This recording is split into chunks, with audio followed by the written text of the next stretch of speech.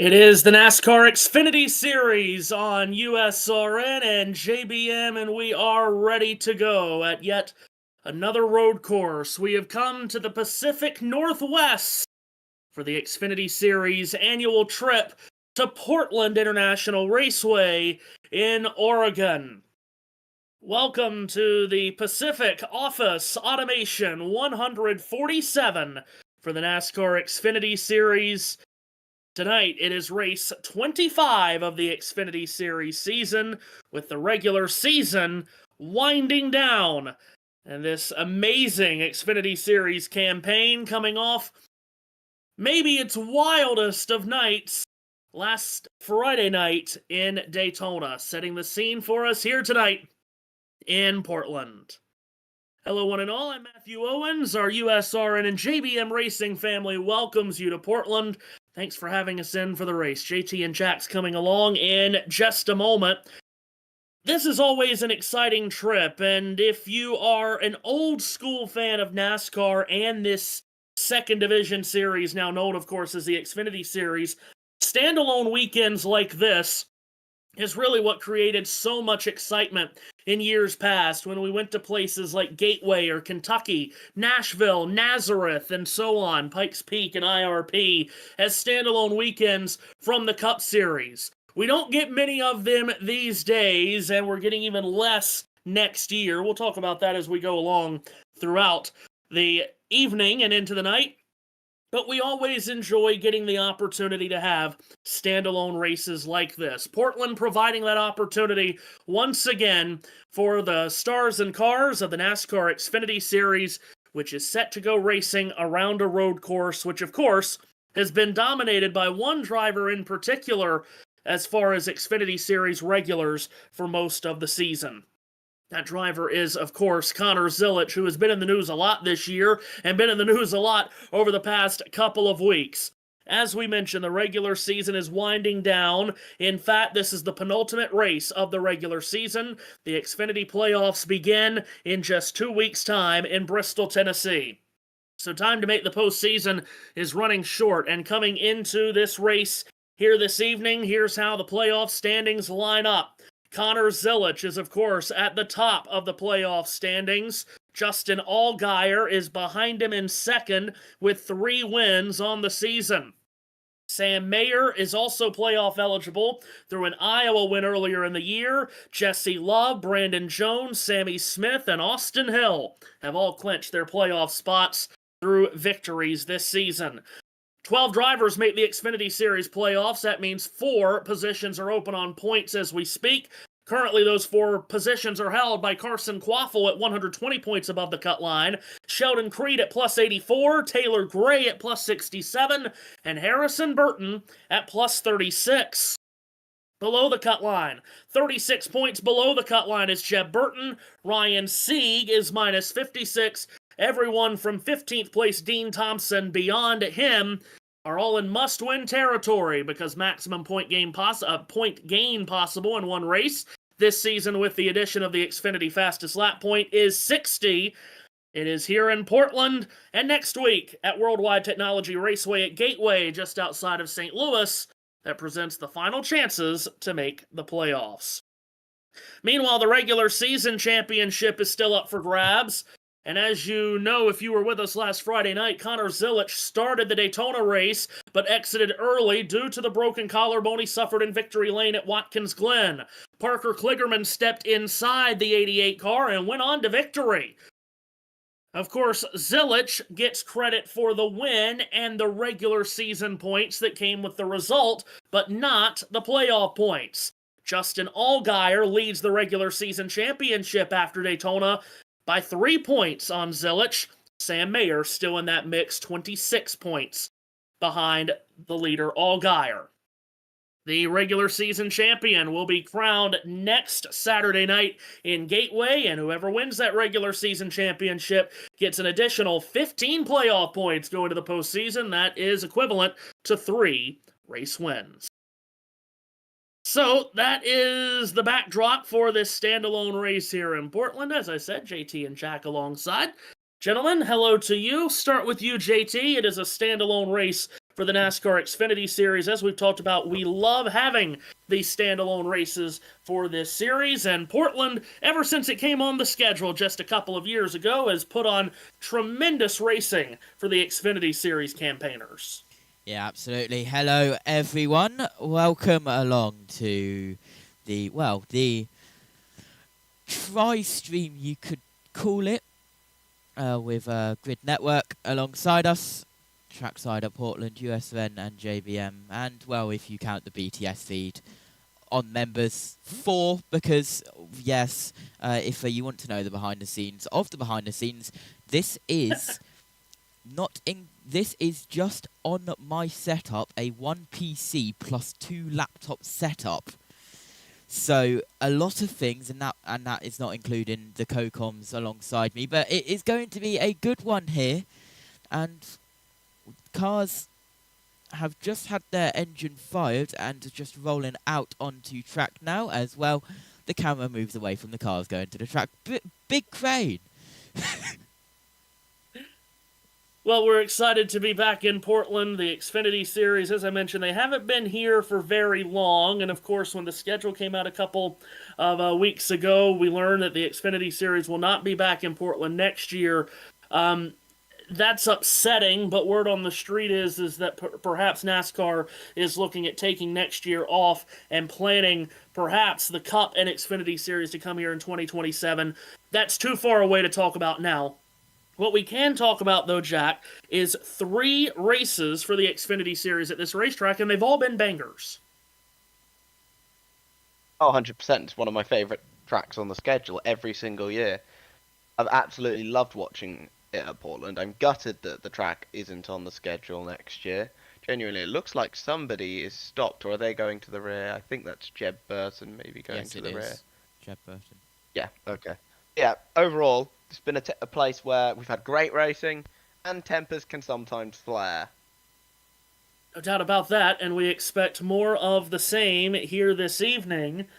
I have to keep saying this evening and reminding myself it is 4:30 p.m. local time in Portland, as it is prime time on the East Coast, and it is silly o'clock over in England and the rest of Europe now, isn't it? All right, qualifying was held earlier today. No comment. Let's go ahead and give you the starting grid for the 4th annual Pacific Office Automation 147 here at Portland, and it was not a surprise to anyone to see Connor Zilisch win the pole earlier today.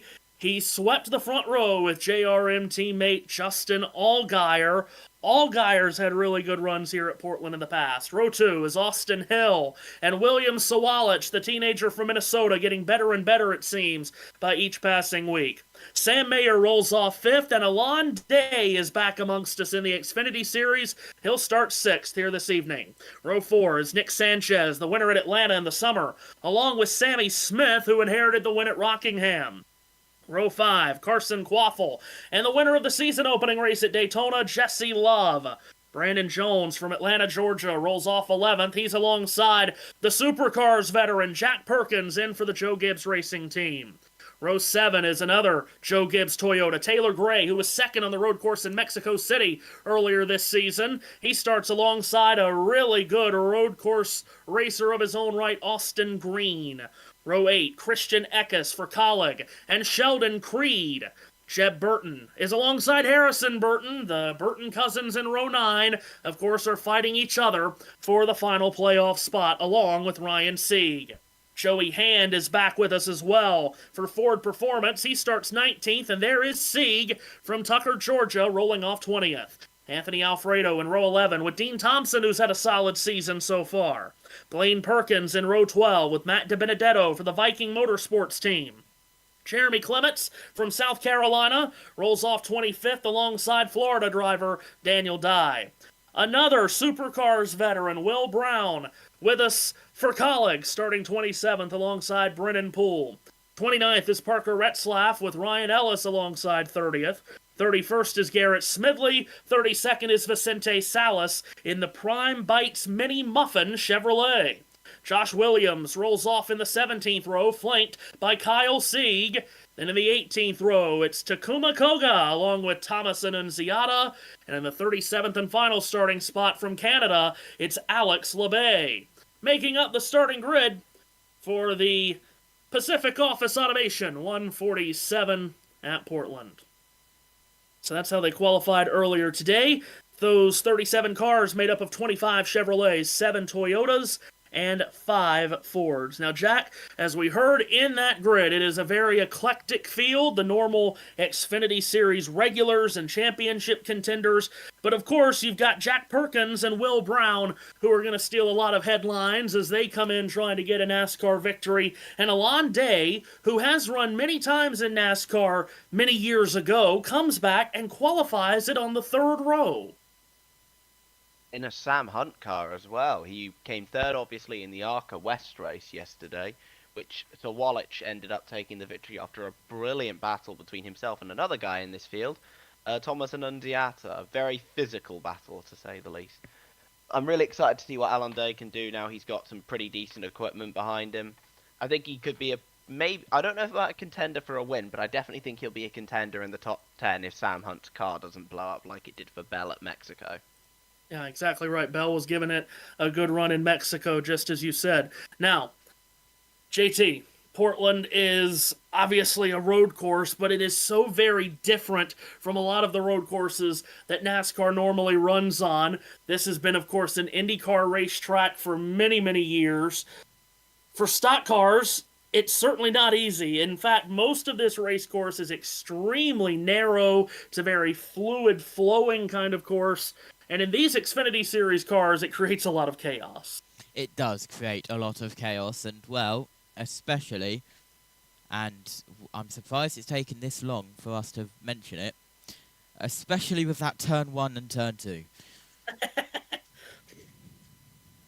Yeah, the chicane down there at the end of this long front straightaway creates plenty of agita for drivers and teams. No doubt about that. Of course, we are at the Portland International Raceway. IndyCar's been coming here off and on since the mid-1980s. NASCAR's Xfinity Series first came here in 2022. ARCA, Jack mentioned the ARCA West race here yesterday. They started coming here. In fact, ran a race all the way back in 1986 here and then didn't run again here until 2009 and have been on the schedule for a number of years since. This is a racetrack that is nearly 2 miles long, 1.97 miles, 12 corners. It's got a lot of variety in it. We talked about how narrow it is. We talked about how long the front stretch is. And that really, Jack, is the only real straightaway on the course, because even the quote-unquote straightaway that connects turns 9 and 10 is not exactly straight. No. And I will safely say, the reason that this is my favorite I don't know if it's my favorite. I really like Glen, but it is one of my favorite road courses on the schedule, mainly because of the fact that it's so narrow and difficult. It's not built for a stock car whatsoever, and plus you have that massive long straight where people can get real draft runs. I mean, you saw it when Formula E came here a while back. Loads of draft. Just absolutely brilliant racetrack. Sad to see it off the schedule. but hopefully it's going to come back soon. I just love, because that's the thing with stock cars. Little offside around, stock cars are not built for road courses. So you really have to throw these things around at these tracks, and that's what makes me love road course racing just so much. Yeah, and certainly this car, the Xfinity Series car, of course, the next-gen car in the Cup Series, is more made for road courses. But this Xfinity car, this generation of Xfinity car that's been around for such a long time, no, you're absolutely right. It's heavy, it's clunky, it's awkward, it's not really made for road course racing, and that's why we get such entertaining races on these twisty courses in this series, more so than we get these days with the Cup Series, it would seem. As we mentioned, it's JRM teammates Connor Zilic and Justin Allgaier on the front row. Tremendous drama for us watching because, of course, those two are battling hammer and tong for the regular season championship. Allgaier is 3 points up on Zilic coming into this race tonight for that title and those additional playoff points. Zilic is considered the heavy favorite here today because of all of his past success on road courses, which included winning at Watkins Glen a few weeks ago. He's won at the Glen a couple of years in a row. He, of course, also won at Sonoma in a heads-up match race with Shane Van Gisbergen and one earlier this year in Austin, Texas. Pace car is pulled off, and here comes the field. Out of the final sweeping right-handed turn 12, the green flag is waving, and it's time to drop the hammer for the NASCAR Xfinity Series in Portland, Oregon. Connor Zilic takes off, immediately comes up to driver's left to get in front of Justin Allgaier. Now under-braking, downshifting into that so chaotic Shelton chicane. A quick, heavy-braking right-handed turn 1, quick flick back to the left turn 2, and it looks like everyone's gotten through cleanly as they race to turns 3 and 4, JT. And, well, it's quite rare that we have a clean turn 1 here. Side by side, a little bit further back, but out in front, still in front. Are we surprised? It's Connor Zilic. Winding their way through the very technical portion of this racetrack. Turns 1 through 8 all come at you in a real hurry, and then once you clear turn 8, you get into the fastest portion of the racetrack, which basically takes you all the way from 8 back to the front straightaway into 1. With trees lining this racetrack, middle and outside of the track, it is Connor Zilic in front of Justin Allgaier through the quick switchback chicanes of turns 10 and 11, coming to the tail end of the first lap, nearly 2 miles long. Zilic clears the 12th and final corner. Back to the main straightaway he comes with Justin Allgaier right underneath his rear spoiler. Zilic will lead lap 1 of 25 in stage number 1. These two trying to skip away from the rest of the pack. Austin Hill is in line 3rd. Sam Mayer is 4th. Sawalich, the winner from yesterday in ARCA West, is 5th. Jack, it's a clean start. Yeah, it was unfortunate to see Alan Day really drop down the field. I'm not sure what's going on there. Another driver who I think that people really should keep an eye on this race is Sheldon Creed. He was probably on course to win. I think it was the 2022 race. He was probably on course to win that race until being spun out by John Hunter Nemechek. Got him back later in the race. But he's definitely one to watch today for sure. Creed still searching, of course, for that first win, as he tries and tries to score a victory in this NASCAR Xfinity Series. Field getting pretty strung out in the first few laps, and you mentioned Alon Day. He dropped all the way back to 14th on that opening lap, and he's still under pressure here on lap 2. Nick Sanchez right up behind him as Connor Zilic shows the way back to turn number 12, which is perhaps the most narrow portion of this racetrack. Gets on the accelerator and eases up out of turn 12, pulls away from Justin Allgaier by a couple of car lengths at the end of lap number 2. So it's Zilic from Allgaier. Austin Hill is 3rd. Sam Mayer is 4th. William Sawalich 5th. Carson Quaffle is 6th. Jesse Love 7th. Sam Mayer 8th. Jack Perkins 9th. Brandon Jones in 10th through the Shelton chicane for the 3rd time. And JT Zilic is starting to ease away from Allgaier through just 2 laps and change. Yeah, absolutely. And, well, we'll have to see what will happen. Of course, caution's completely different here, which everyone hates, but it is what it is. But, of course, coming down pit road, all of that, 3 minutes, we'll get into it when the time is here, but 6 tenths, nearly 7 tenths, and you can see that gap. That gap is bigger than 7 tenths already. as we pass down in towards the final couple of corners of this track, and then as they cross the line, we'll get the gap once more. And well, it's 1.357 seconds, Matthew. It's doubled in a lap.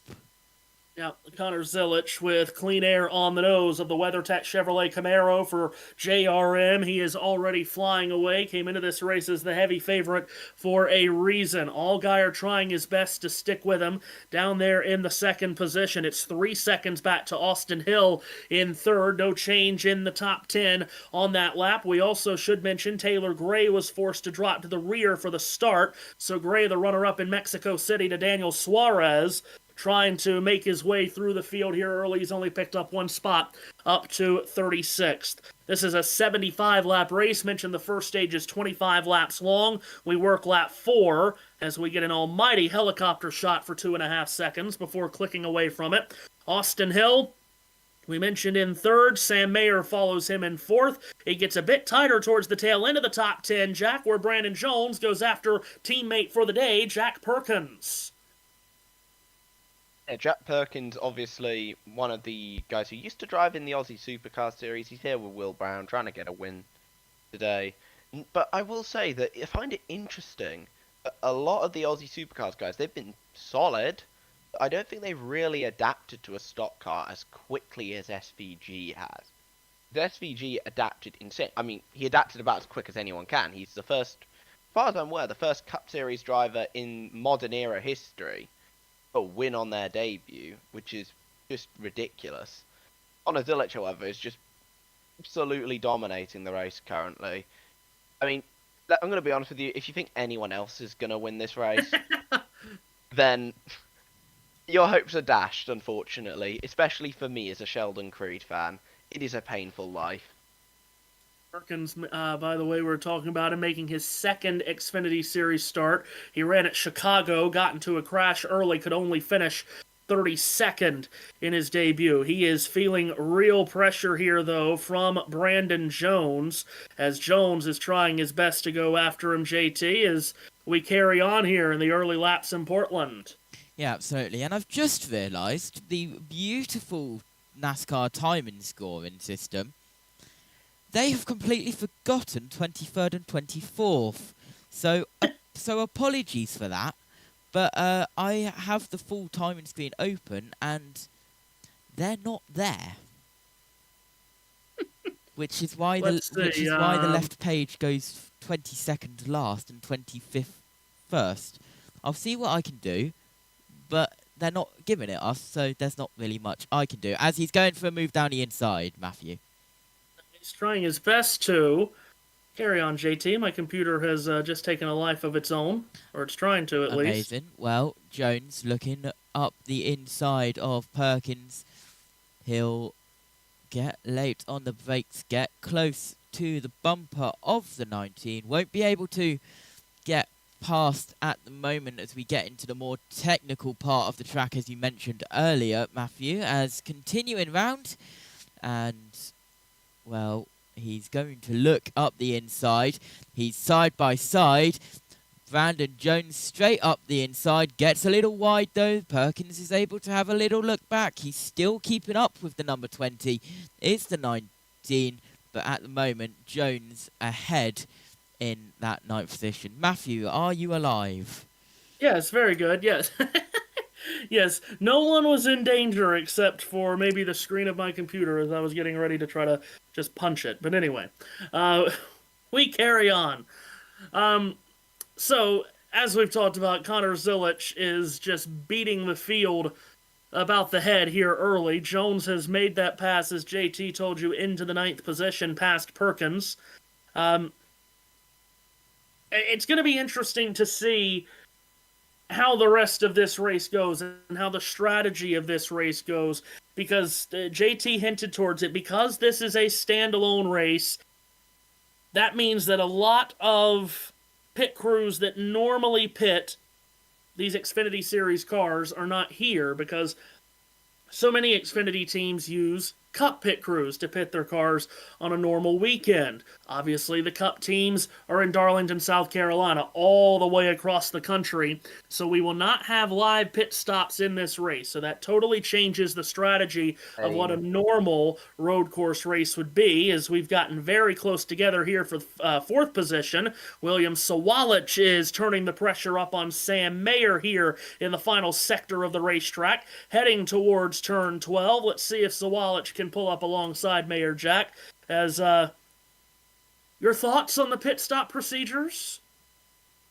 I hate not having live pit stops.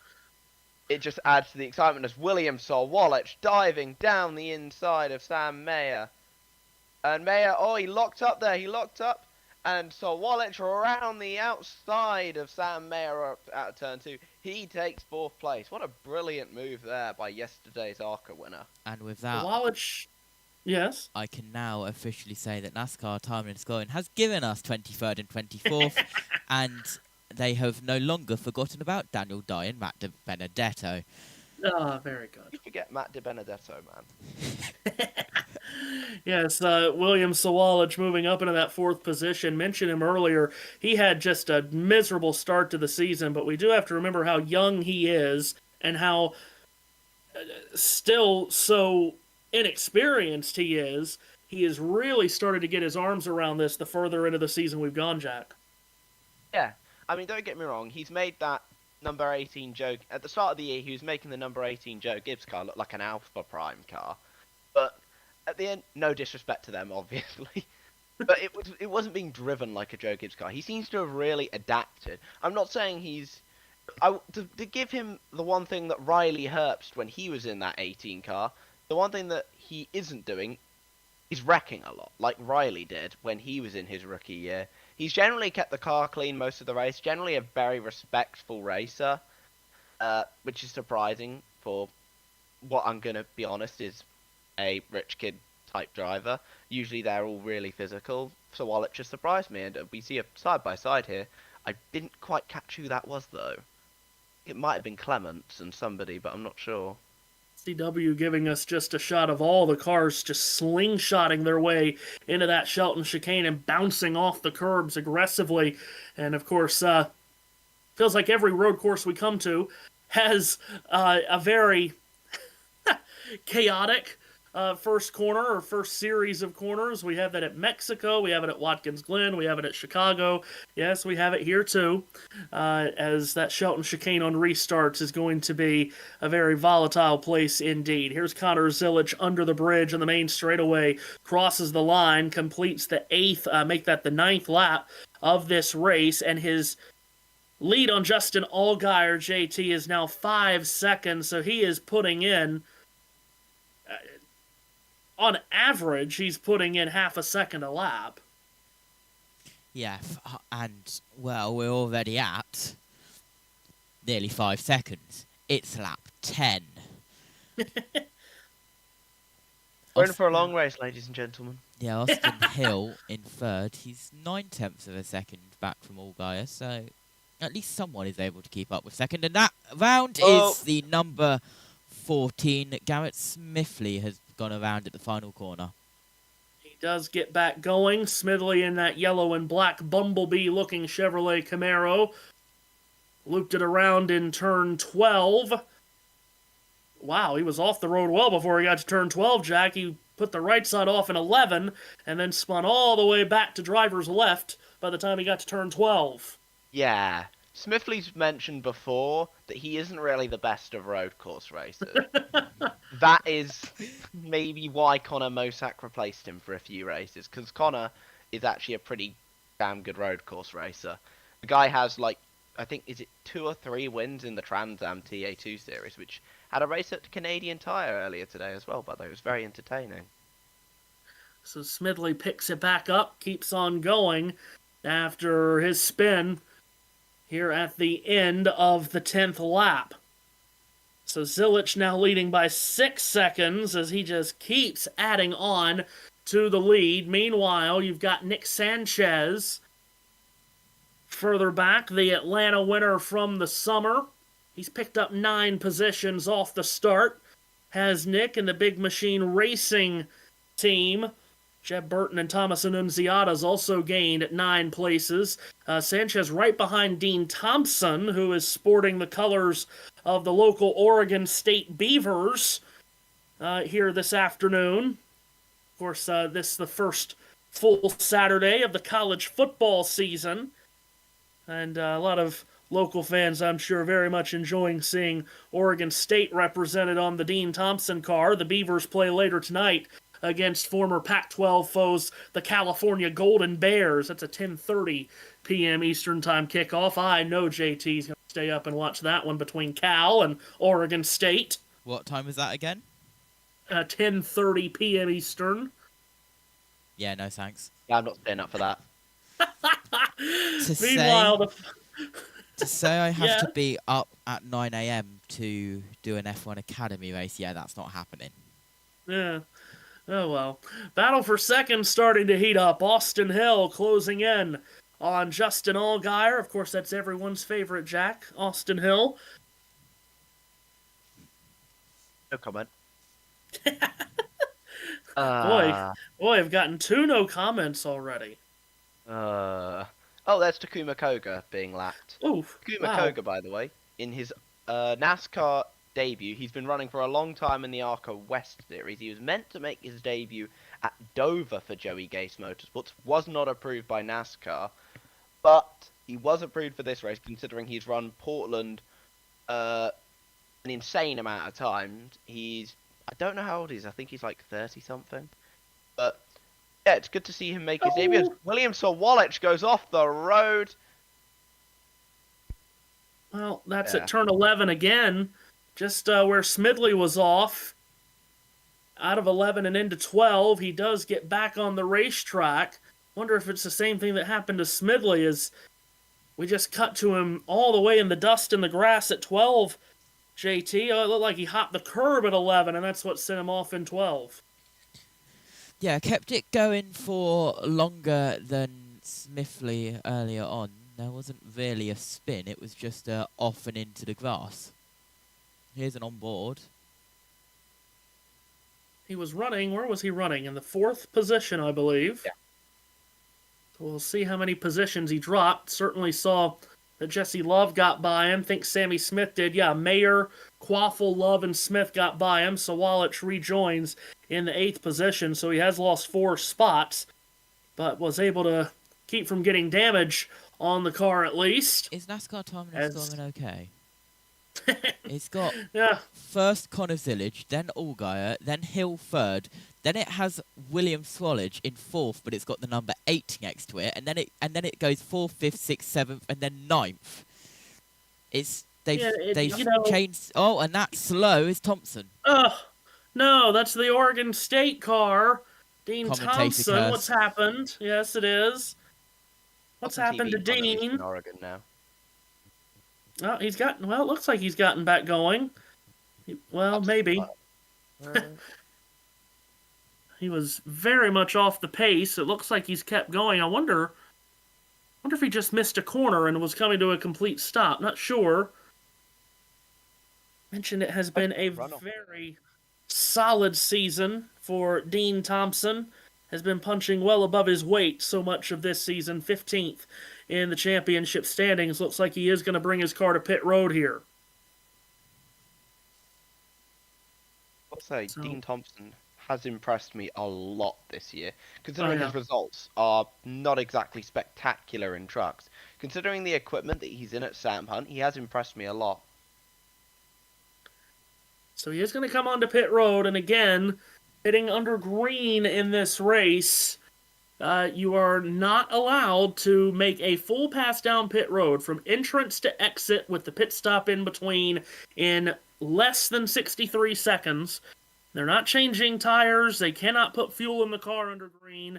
But I wonder if they're going to be able to do anything to this car as they just look at the stationary vehicle in the pit bay. Meanwhile, heading into the Shelton chicane, Sam Mayer is under fire from Carson Quaffle, who's had good runs on road courses this year. Remember, he and Connor Zillage were fighting hammer and tong in the late laps at Coda earlier in the season. Quaffle stays in behind, and now we have another car off the racetrack. That's the very colorful 45 of Vicente Salas for Alpha Prime Racing. Same part of the course there, JT. Looked like he was off in 12. Another one. We need to get a counter. In fact, Oh. let me get a counter. Wow, actually, he went off way before that corner. My goodness, he was off Jack at 9. Yeah. Jeez. Vicente Salas, I think it's only his second Xfinity start, I want to say. I know he raced at Rockingham earlier in the year, but it has been a while. He mostly came, I think, from the NASCAR world of all places. Yep. Mm-hmm. And definitely an interesting track for him to make his debut. A very difficult track. And as you can see, he's not exactly doing great in that 45. Then again, the 45's not been particularly quick all year, compared to the 44 and the 4.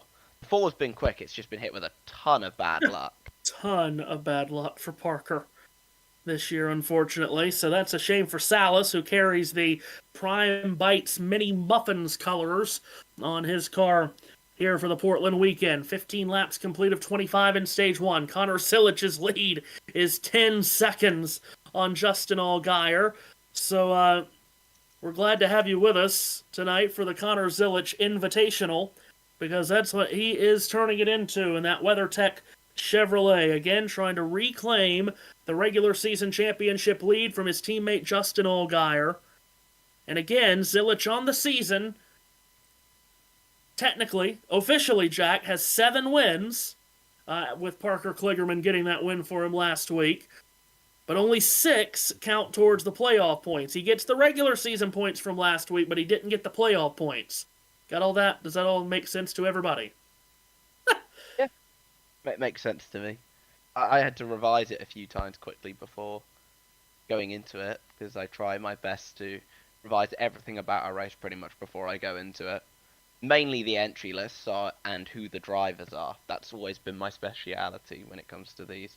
Like, you could name a driver, I could tell you almost their whole career pretty much. Well, it was confusing for some that he didn't get the playoff points, and I have to say, we haven't had that situation happen in this playoff era. So, yes, he got the regular season points, but not the playoff points. That's why he is being credited for 6 wins as far as his playoff points is concerned, but for the season, he officially has 7 wins. That's going to be confusing throughout the rest of the season, I suppose, to try to explain, or at the very least, it's going to be very wordy to try to explain for the rest of the year. As I try to get out of this, JT, battle for second is hot and heavy. Austin Hill still in the tire tracks of Justin Allgaier as they head into the final set of corners. Well, we did see it. As now we are on board with, I believe, Swallows, yes, because we've got a 3-way battle for 7th. Sammy Smith, William Swallows, Brandon Jones. Perkins is just behind that, around 1.3 seconds behind that gap still. But up the inside, that was a move looking to be made. And there it is, William Swallows up the inside of Sammy Smith. Right now, that becomes the outside for turn 2. Swallows gets in front, and now that is unsettled Sammy Smith. And look at Brandon Jones, he's going to look up the inside. Jones going to go through turns 4, 4A, and 5. Kind of a triple apex right-hander here. Tried to sneak a peek to the inside of Smith. Falls back in line behind the number 8 of Sammy Smith. And just behind Jones, you have the fast-closing Jack Perkins. Now here comes Brandon Jones. He's done a great switchback here, going into the tight turn 7. That's well done by Brandon Jones, under braking to 7, able to get past Sammy Smith. So Jones moves up, as Smith has lost a couple of spots on this lap. My goodness, I just keep looking up at the interval. It's now 12 seconds, Zilich to Allgaier. Do have to wonder, Jack, if we need to start taking bets on what the final margin of victory is going to be, because I don't think we can take bets on who the winner is going to be. I think we would all have the same pick on that. Oh no, it's definitely going to be Jeremy Clements, isn't it? Out Road No America disrespect to winner, of Jeremy, course. he does have a road course win under his belt, to be fair, in 2017 at Road America. Him and Matt Tift were so far ahead of third place that when they collided and spun out, they could keep going and still finish first and second. Of course, Clement's making yet another start in the Xfinity Series. He's getting ever closer. This is 528, so he's getting ever closer to the all-time mark of starts in this series, held by Kenny Wallace. He won't break that record this year. If we do have him back next year and he doesn't miss any races, he would break it next year. Zilich by 12 seconds on Allgaier, who is still doing a terrific job holding off Austin Hill. And Sam Mayer and Carson Quaffle, the rest of the top five. That battling that we saw at 7th this past lap has William Sawalich up to 7th, Brandon Jones 8th, Sammy Smith down to the 9th position. Meanwhile, for you Alon Day fans, had a terrible start. First lap went from 6th to 14th. He's found a rhythm, and he's in line in 15th position is Alon Day in the 24 car. They are starting to bunch up at 4th, however. Mayer, Quaffle, Love, Sawalich, that whole group through the Shelton chicane. Out of turn 2 and into 3 comes Sam Mayer in that black and lime green, number 41 for the Haas Factory team. Here he goes on the charge to turn 4, this triple apex right-hander that we were just talking about. He's got Quaffle 2 car lengths behind him. Then Jesse Love with a mirror full of orange and white, driven by William Sawalich, who's already had an off-road excursion here today, but Sawalich is quickly saddled the horse again, JT, and he's cracking the whip on the back of Jesse Love. And he will try to get past battle for 6th. This is, as we are on lap 20 with 55 to go and about to start lap 21, or we probably have already started. Note, there we go. Just as I say, we've probably already started lap 20 with how far Silage is in front. But we cut to the battle for second, side by side. Austin Hill, Allgaier as they start lap 21. Austin Hill trying to take over second, under braking. He's got the preferred line to driver's right. He'll beat Allgaier into the apex of turn 1, and Austin Hill is through into the second position. He did not have to dump Michael McDowell this time to gain that position. Hill is through into second. Again, points just don't mean a thing for Austin Hill tonight or next week, because he cannot gain any playoff points, although he's trying as desperately as he can to lose the car through turns 4 here, turns 4 and 4A, as it were. But Hill is successfully through into second past Allgaier. As we know, though, Jack, that's a big position that Allgaier has lost, because that's a stage point that he's lost to Zilich. Yeah, and Austin Hill, I actually feel, is a very underrated road racer. I don't think he's ever won on a road course in the Xfinity Series, but he's always up there. He came very close at COTA last year to winning in a really nice battle between himself and a certain Shane Van Gisbergen. I don't know how successful he is on road courses, but I heard he's alright. The other guy who's been fairly strong on road courses this year has been Carson Kvapil, which is kind of surprising. And I will just quickly say about Carson Kvapil, people are saying I've been seeing people on Twitter saying he's having kind of an underwhelming, poor season. Bro, this guy is like, he's got 2 amazing teammates who are first and second in points, one of whom is a generational talent. I don't really know what more he's supposed to do. He's perfectly fine in the playoff points. Obviously, before last year, he hadn't driven anything outside of a late model. A late model he was pretty damn successful in, winning like 3 Cars Tour titles. But I think Carson Kvapil's actually having a really solid year so far. And I've been seeing some rumors about a Penske development deal. I'll say I do expect him to be back in the 1 car next year. But that Penske development deal, I do believe is true. I will say that I do believe it's true, but I believe he will be back in the 1 car still next year. Yeah, there's a lot of people talking about Penske coming back to the series, which of course would be the O'Reilly Auto Parts series as of next year. You're right, though, about Quaffle. He is 6th in the championship standings. I know that's not reflective in the playoff standings, where he's 9th. but 6th in the regular season championship. He's having a really good season. You mentioned how pretty well he's run on the road courses, including battling Connor Zilic hard in the late laps at Coda earlier this year. He's under pressure going to the chicane here in turn 1. Locked up the right front as he tries to defend from Sawalich. Sawalich filling up his mirrors here as they clear the Shelton chicane now, JT. Heading to that turn 4 that almost replicates the spoon curve at Suzuka. And still, Quaffle is able to hold off Sawalich for now for that 5th position. For now being the 2 key words, as continuing round. They all look to go down the inside here. He's done it before. He is on the inside. Swallage side by side with Quaffle. They'll be side by side as they exit down towards the backstretch, which isn't straight, and then down towards turn 9. And that pass is completed by Sawalich. Made a good move into turn 7. That's a good overtaking spot under braking to that awkwardly angled turn 7. So Sawalich gets through Quaffle, and he's just about made up all the positions he gained when he went off course about 8 laps ago. Speaking of Sawalich, he was 4th when that happened. The pass on Quaffle puts him up into the 5th position. We're at 2 laps to go here in Stage 1. Connor Zilich's lead is nearly at 15 seconds. Dean Thompson is off, and this time he spun. This is again between turns 11 and 12. He's come to a stop in the dusty, grassy apron to driver's left. He tries to nail the accelerator and get back going before he loses a lap. And looked like there was a lot of dirt and gravel on the racetrack there, JT, under braking to 10, and that's where he lost it. Well, I can now tell you that it's the 4th car off. Well, the 4th time we've had a car off down at that part of the circuit. The dirt and gravel still in the air. They are really liking this NASCAR Xfinity Series replay graphic, and this is Zillage coming up on the inside of lapped cars.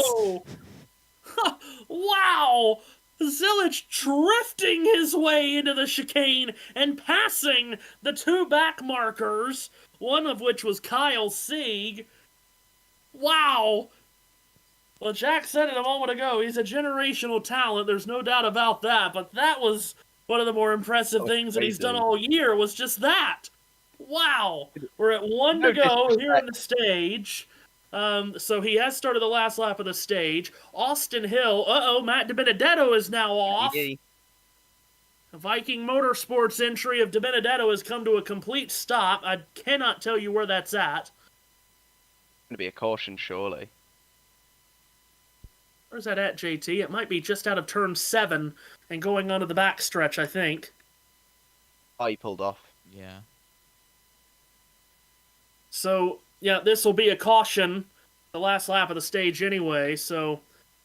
And, yeah, caution is out, and Connor Zilic, who was already going to cruise to the stage... Wow, DiBenedetto's fallen out! But he's taken lessons from young Connor at getting out of the car.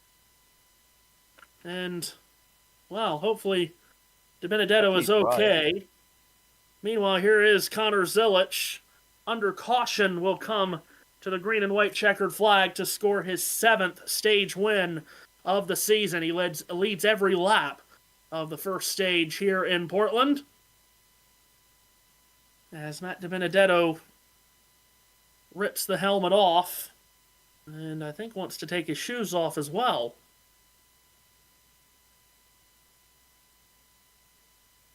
Holding his foot, so maybe he's injured his foot there. It was a very awkward landing, getting out of the car. I wanted to just quickly add, I've been told there has been a fight somewhat in the Smart Modified race. Of all things, apparently there was a spin, and one of the drivers ran across the track and then pounded the roof of the other car before being dragged away by officials. As Sounds you do. Absolutely brilliant. I kind of wish I was watching that now. Yeah, as you do. You've got to makes perfect sense. Got to remember as well that complete change of topic as we look from the helicopter as well. You've got the fire suit, but one of the, let's say, lesser protected areas of the race suit are the boots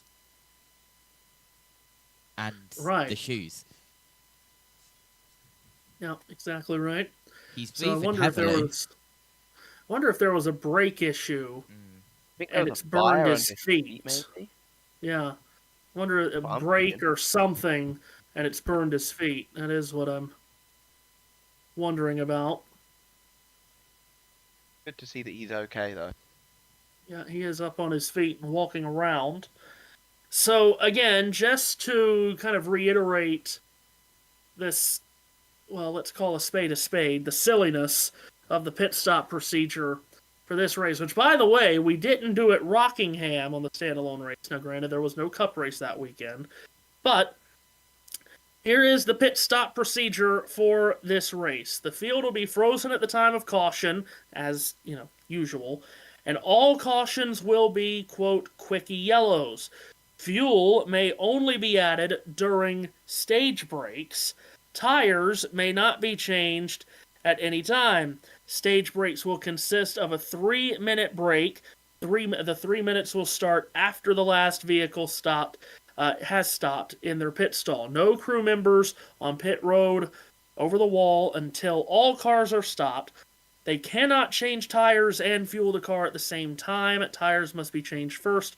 Then fuel can be added. If tires are changed on green flag pit stops, it must not complete the stop under the minimum time allotted from yellow line to yellow line, which is 63 seconds.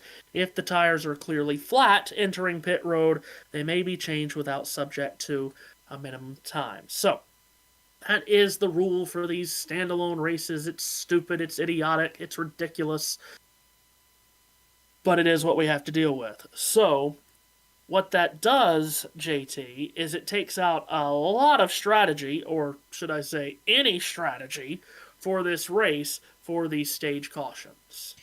Yeah, well, if you don't like strategy, then, well, first of all, why do you watch motorsport? That is basically the first game. Second of all, it's making it, let's be honest, it's making it easier for said person to just walk away with it. Basically, what we're saying here, Jack, is if you're going to beat Connor Zilic today, you're going to have to do it on a restart. And from what we just seen in stage 1, I think the only way you're going to do that is be a bit physical with him. And look who's in second. It's Austin Hill. who was physical. To get physical, as we have seen across his entire time in racing. Yes, Austin, who did get physical with Zilic on a late restart at Watkins Glen, and that still didn't work. Yeah. That was certainly... That's the thing, you can punt Zilic out of the way, and it still isn't enough. Because Zilic is just that good at a road course. It shocks me how good he is. Like, this is a guy who, you got to remember, is at 24 Hours of Daytona. We have got a red flag here. Standard procedure. Yeah, it's for the... Yeah, they're probably kind of... Timing is probably all kinds of screwed up with the procedure of... Yeah. Alright. Yeah. As I was mentioning, Zilic is, of course, a 24 Hours of Daytona winner. You've got to remember in the LMP2 class last year. He has won multiple races in the Trans Am TA2 series, multiple races. He nearly won the Mazda MX-5 Cup, which is a very, very competitive series. Like, anybody listening right now, watch the Mazda MX-5 Cup. It is the single best racing series on the planet. I don't care what anyone says. I love that series. It has a Lightning McQueen car, for God's sake. Yes, it does. Yes. We actually had a Mazda MX-5 Cup race on USRN last year when they ran at Martinsville. Are they doing that this year as well? They are, absolutely. And this time it's a part, if I'm not mistaken, someone might need to double check me. I think it's a part of the NASCAR weekend. It was not last year, but I think it's a part of the NASCAR weekend this year. It's it's either with the NASCAR guys or it's with the. I think it might be with the modified, but I'm not. It could be. And obviously, I love my modified, so. Yeah, it was definitely with modifieds last year. I'm not sure. On a hell of a show. Oh, as always they do. So the cars have come to pit road, and once the last car comes to a stop, the 3-minute clock will get started. Now, JT, thankfully, this 3-minute clock does not reset if, a pit crew member falls down within an 8-mile radius. We do not reset the clock. Oh dear, Matthew.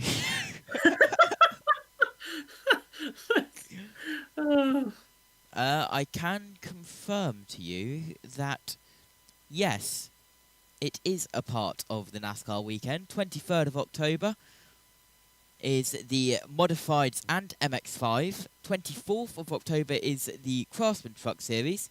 Xfinity's 25th of October and 26th of October is Cup. I swear, I should really for go... Martinsville. I should really go to the modified MX-5 Cup doubleheader. So, I live in North Carolina. We're going to do some U.S. geography here because, nothing of any importance is happening on pit road right now, as we know.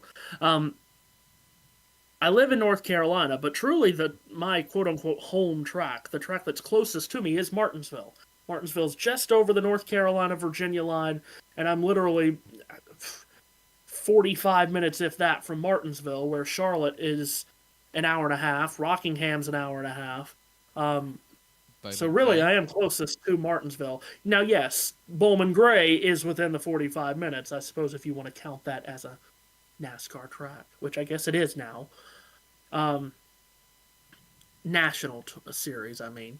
Bowman Gray, that's like 20 minutes. I'd be there by the time we get back racing in this stage.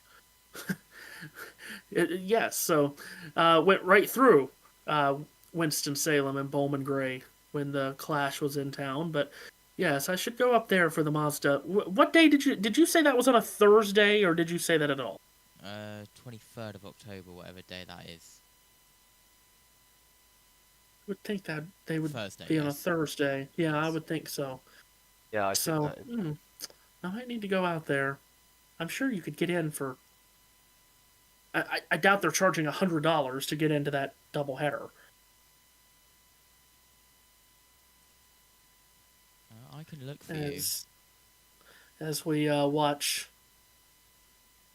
nothing happen on pit road. Suspended animation. I will say it is on my bucket list to go to a full Martinsville Xfinity race. Because those things are demolition derbies, and I love it. Yes, well, the spring Martinsville race was a demolition derby. Fine with anybody just dumping anybody. There's at least one retaliation per year of somebody who's not particularly pleased with another individual's style of racing. I'm wondering who's going to get dumped this year. Last year it was, I wouldn't say dumped, but Chandler Smith definitely got on the rough end of some contact with Cole Custer. This resulted in Chandler Smith giving the most expensive slap in NASCAR history. $28. Realistically, I think he should be fined for how pathetic that was alone. What was that, JT? $28. Oh, yes. Cheap, that is. That's very, very good. I am a little bit concerned that it says 8 p.m. Eastern, though. Yeah, that's a bit late. It's a bit late. Yeah. All right, cars are off of pit road now and back to rolling on the racetrack with tires changed and fuel refilled during the, what are they calling this? Controlled pit stops. By the way, tomorrow night is the NASCAR Cup Series playoff opener, the Cookout Southern 500 at Darlington. Qualifying held earlier today, Denny Hamlin and Chase Briscoe will make up the front row. The top 12 starting spots all taken by playoff drivers, and 13 of the top 14 taken by playoff drivers. Josh Berry will start in row 2. Good qualifying effort for him. I hope you will tune in. On the USRN side, tune in at 4 p.m. Eastern Time, because at 4 o'clock you'll get our USRN NASCAR Cup Series playoff preview show, and then that will lead you into coverage of the race starting at 5:30 p.m. Eastern Time. and be on here with you guys at JBM. Welcome And to excited the to go mess. playoff racing. Welcome to the mess, which is reorganising the order. Yeah, it's great, isn't it? Yeah. Yes, we have tap danced our way just about to the end of this kooky caution mess. Kooky caution chaos is how I think I should word that.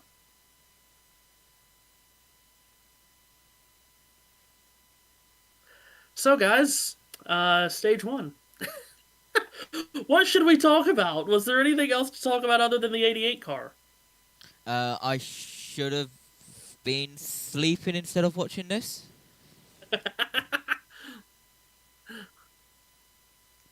I feel like, though, you could just make that a standing comment on your part. Like, you should always be sleeping at this rate. I mean, you don't sleep at all.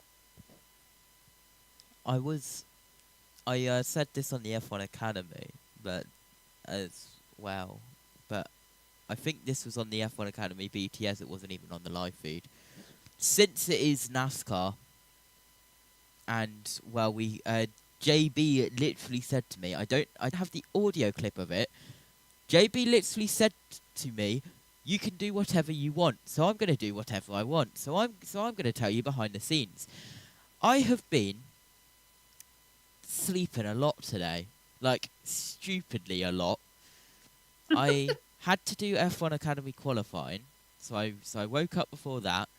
I then had to transfer to touring cars. I did that until like after FP3. But between F1 FP3 and F1 qualifying, I'm glad JB didn't message me because there would have been no answer. I then had to take touring cars over while JB did F1 qualifying and NASCAR P&Q. And then after F1 qualifying, JB took that over and I did F1 Academy Race 1. And then after F1 Academy Race 1, I went to sleep and now we're here. But even though I was live streaming VTCC while F1 qualifying was going on, I was not sat at my desk. I was in and out of sleep in my bed. And how beautiful is it to be live streaming and not having to be here? There is behind the scenes of how some live streams work. But you can become a YouTube channel member here on JB Motorsports and have the live behind the scenes production feed live for this weekend. Hello to members who are watching alongside us, watching all of the million screens that I have, because why not? Yes, hello to all the members. By the way, in the comments on YouTube, Robert Perkle says, hello everyone, West Coast Swing Race. And Bob there you says, go, Matthew. Oh, very good, thank you, that's what I was waiting on. Bob says, if there isn't enough protection in the foot, sometimes it gets so hot it burns the foot even with the heel covers. Robert carries on to say, if they wanted to make it interesting, let the engine be bring your best within cubic inch capacity. Yeah, so very good. Glad to have everyone here with us. Let's see. We also have a comment just in from Nashville. Day 1, I see Xfinity is going how one would expect. Yes. We are getting the full Connor Zilich experience here by him just taking everyone behind the woodshed and letting them have it. I believe I hear the care center.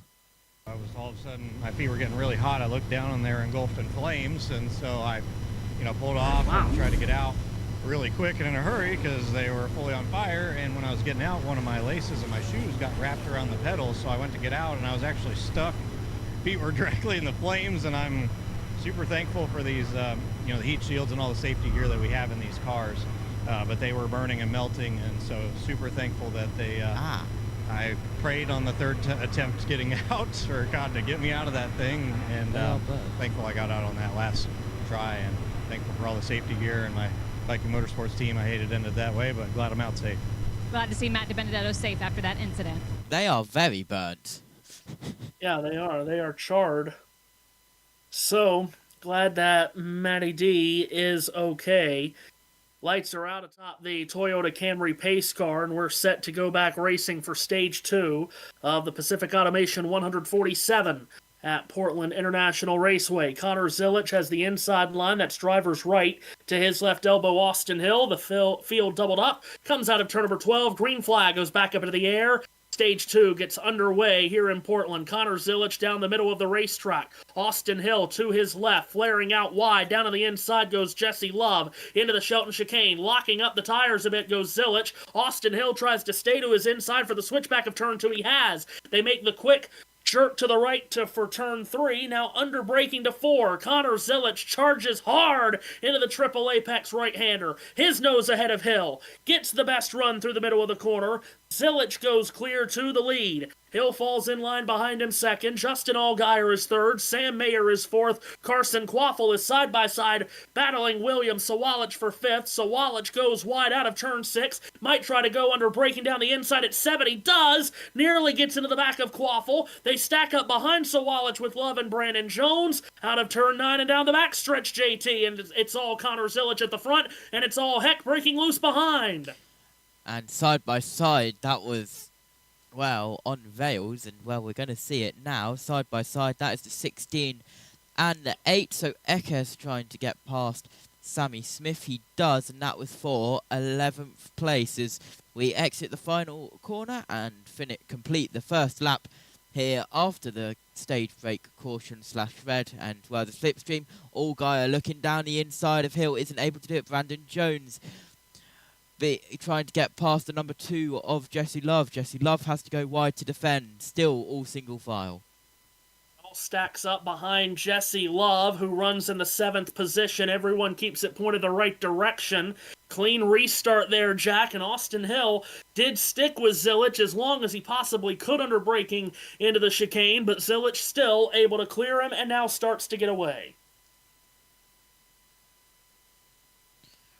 On board with William Swallish and Carson Quaffle trying to get past Sam Mayer, and just behind that is the car we were just on board with, Swallish. He's got a beautiful view of this. Will they try to go side by side, Quaffle and Mayer, or will they save it for turn 1? He will have a look, but it doesn't look like he's going to make any moves, and he will try to get in the slipstream for turn 1. A lot of dust being kicked up as is normal down there at turn 9.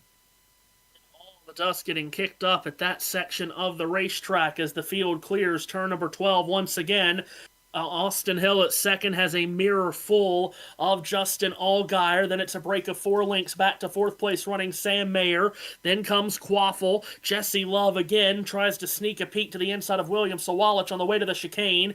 Stays in behind him. It's all single file through the first dozen cars or so. 25 laps this second stage, just as the first one was, just as the last one is as well. Here go the leaders through that wide and sweeping turn 4. Triple apex corner, 4, 4A, and 5 makes up that right-hander. And Austin Hill has Justin Allgaier all over the top of him as they finally clear turn 6, go into 7.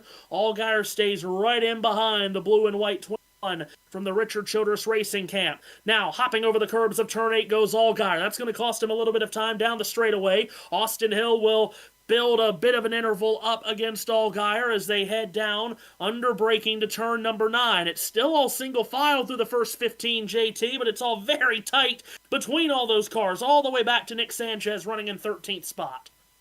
Very tight indeed, as, well, we can just see through the dust. That's the 10, trying to get past the 27.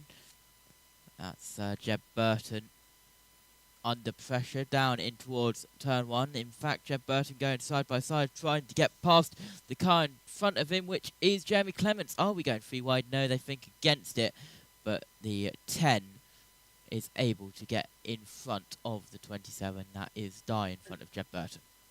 That was a late move by Daniel Dye to overtake Jeb Burton. Oh, and there's Harrison Burton.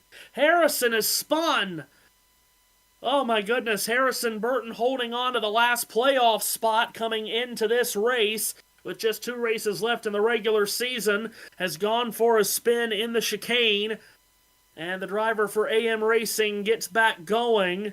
Coming into this race, Harrison's lead on his cousin Jeb for the final playoff spot was 36 points.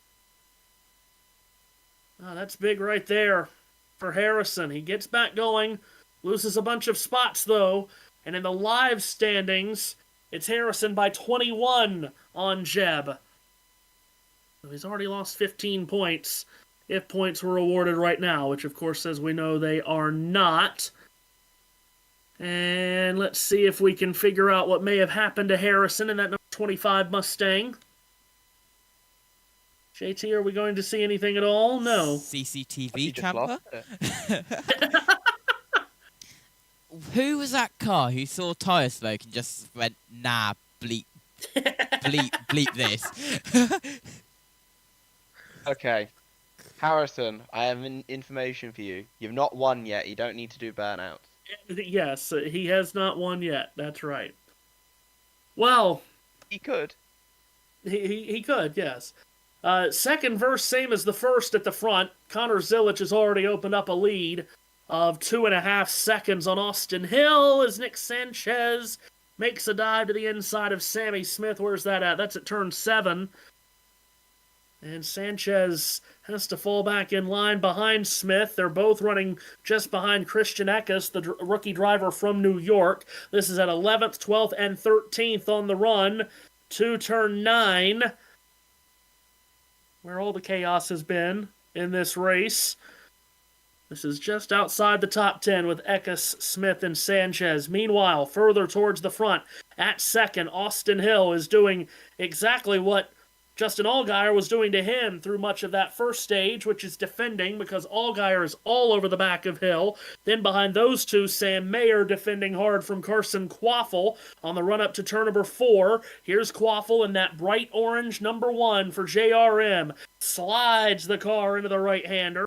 Sam Mayer tries to put a little bit of a gap on him. He does just a little bit. Then behind Quaffle, you still have Jesse Love and William Sawalich. Love has just gotten by Sawalich, in fact, to take over the 6th position. Then Brandon Jones. Then Sheldon Creed and Jack Perkins. In fact, Creed at turn 7 took a wide entry, tried to cut down to get to the inside of Brandon Jones, couldn't do it. Good racing here, Jack outside the top 5. I've been told it was Will Brown who got into Harrison Burton, by the way. Oh, that's not good. Will Brown got into him and sent him around. Not great for a part-timer to be getting into a full-timer, but hey, it's racing. Brandon Jones right now, just behind Jesse Love. Not much to talk about. Looks like Sheldon Creed might be getting into the draft of Brandon Jones here. Yeah, Creed really gained on Jones in turn number 12 as Jones bobbled just a bit. Whoa! William Sawalich into the back of Jesse Love going into the chicane. Sawalich ducked out. Love tried to throw a block. They made contact. Damage to the right rear of the wheel in number 2 of Love, who has to go through the chicane. He rejoins. He's lost a couple of places. Now he locks up the right front tire getting into turn. Sheldon Creed will sneak a peek to his inside and make a pass. Also, Jack Perkins is right there, but... Hey! and then Love gets into the back of Creed. Creed? You know what to do, mate. Oh. No! Harrison spun again in the chicane. Second time in 3 laps. If I had a penny for every single time that Harrison Burton spun at the chicane in this race, I'd have 2 pennies, which isn't a lot, but it's weird it's happened twice. Okay. That is William Sawalich also got damage on the front left, a little bit of a tyre rub there, but that was quite a dangerous rejoin for Love in front of the 00 of Creed, but it's NASCAR, they won't do anything about it. They don't care. For anyone who's an open wheel viewer, that's what we call moving under braking, Jesse Love. You don't do that. Right. I think I know what might be. If Creed punts him here, I don't think we'd be that surprised, would we? Well, the problem is Jack Perkins is in the middle of it, going to turn 4, and Love locks up, and Perkins gets into the side of Creed, and Creed goes spitting through the grass at 4, gets back on the racetrack. He comes out right alongside Christian Eckes. Well, my goodness. It's gotten extremely physical, Dua Lipa style, between these three over the last couple of laps. Here's the replay. Yeah, it was Sawalich Moved ducking way out on too Love and Love trying to block. Yeah. You just moved way too late, Jesse Love, there. Can't block there, Yeah. man. Yep. And just a ton of damage to the right rear of Love's car. And they could bring him down pit road to try to repair it, but as we know, it'd be a ton of lost time, and then they could not refuel or change tires on the car either. So they're just going to go ahead and leave him out. That right rear damage is going to act like a parachute and slow him down massively on the two straightaways. Not sure it's really affecting him in the corners. But Love has carried on in 9th, while Sawalich continues in 6th. As we work lap 12 of 25 in Stage 2, we are right around the middle portions of this race here in Portland for the NASCAR Xfinity Series. In fact, we are working lap 37, so at the completion of this lap, we will officially be halfway home. As Love has been able to fend off Eckes at the 9th position. Eckes running in behind. This is a good run for the rookie Christian Eckes. Meanwhile, at 2nd, talked about Justin Allgaier all over the back of Austin Hill. Well, Hill's gotten a bit of space between him. Just as I say that, he dipped the right side tires off at turn number 11. Hill keeps it going the right direction. His white and blue Chevrolet Camaro comes off the final corner and back to the main straightaway. And as he comes across the line, JT, he still runs 2nd, but he's 4.4 seconds back of Connor Zilisch. Zilisch beat him that last lap by 3/4 of a second on the stopwatch. Yeah, absolutely. You mentioned halfway, didn't you? Yes. It's time for the JB Motorsports USON Grid Network mid-race update, and Love well, that. it's been Oh! Connor Zilisch.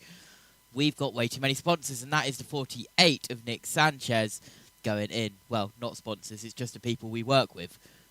It's Hello. it's gone from the USON mid-race report, and that's what happens. Hello, but to the people watching this on Grid Network after the fact, by the way. Hello, some members as well. Yeah, there's like 5 different million streams going on. Another lock-up for Love. He's really struggling, isn't he? Yeah, he is struggling. The That was arrow. Nick Sanchez, by the way, who just totally missed the chicane that last time.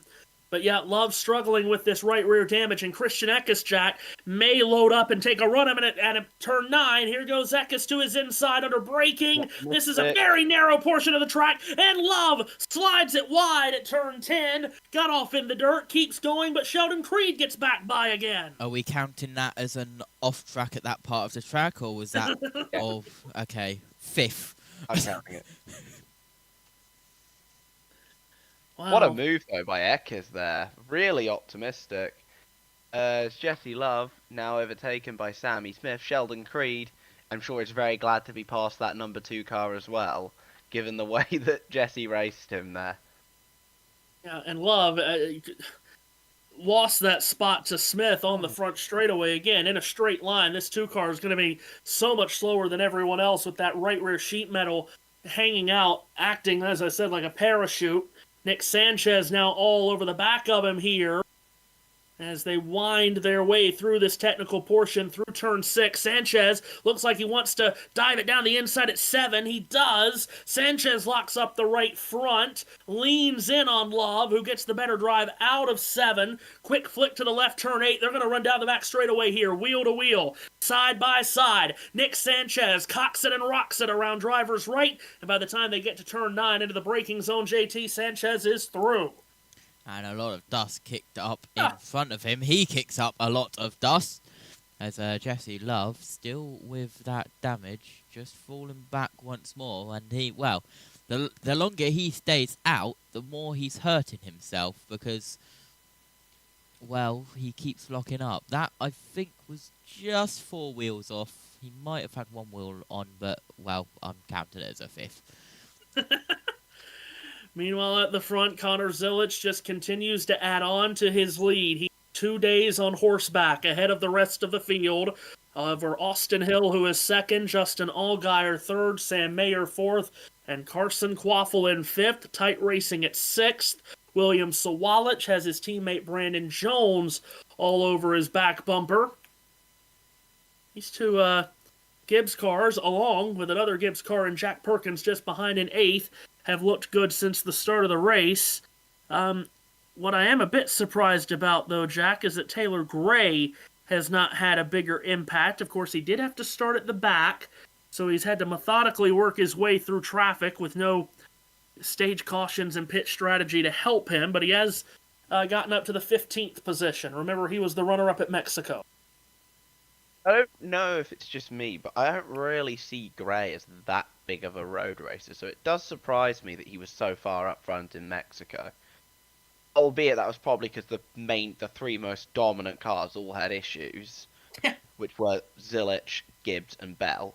But he doesn't just strike me as a road racer, so it does surprise me. Obviously, mostly coming from the oval racing the scene, and the brother of current truck racer Tanner Gray, and he's also, remember, Tanner Gray is also the 2018 NHRA Pro Stock champion in drag racing, of all things. Oh, here's Sawalich on the way to turn 7. He Okay, mate. swung it wide out of 6. Tried to stuff it down the inside of Quaffle at 7. Thinks better of that. Sawalich has a good piece underneath him, and again, he won that Arc West race here yesterday. Knows how to get around here, knows how to win here. He is all back of Carson Quaffle, who looks back and sees that objects in the mirror are indeed closer than they appear, as Sawalich is all over the back of Quaffle, throwing up the dust again through 11 and 12. Jones slung it wide to driver's left, quickly gets back on without losing any places, as Sawalich comes out of 12, all over the back of Quaffle. Honestly, JT, this is a fascinating race if it wasn't for Connor Zilich. Yeah, and that's what some people struggle to see, is look beyond who won it, look beyond how big the gap is at front. And, well, I would like to thank and welcome Lowell Conrad to the JB Motorsports membership. Hopefully you enjoy the members behind the scenes, as once again we have Thompson around in the number 26, and, well, that's the sixth car. The sixth time a car has gone off, and, well, the third time that single car has gone off, and he's going to take to the drag strip. Wait, what? We'd probably do better on that, to be Yes. honest with you, at this point. What a time to mention a drag racing champion. I know. Yes, One very way good. to re-enter Whoa! the track as well. Here's I've Sawalich on the back never straight. seen that before.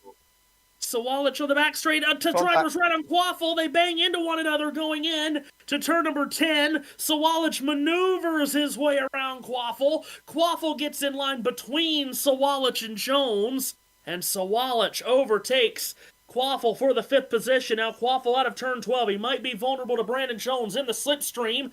Jack Perkins is back there too, across the line. Here comes Brandon Jones. Slingshots that Toyota Supra down the inside of Quaffle. Stuffs it into the Shelton chicane. Quaffle won't let him get away with that easily. Out of turn 3. Jones to driver's right. Hugs the curb. Tries to shuffle Quaffle out wide going to 4.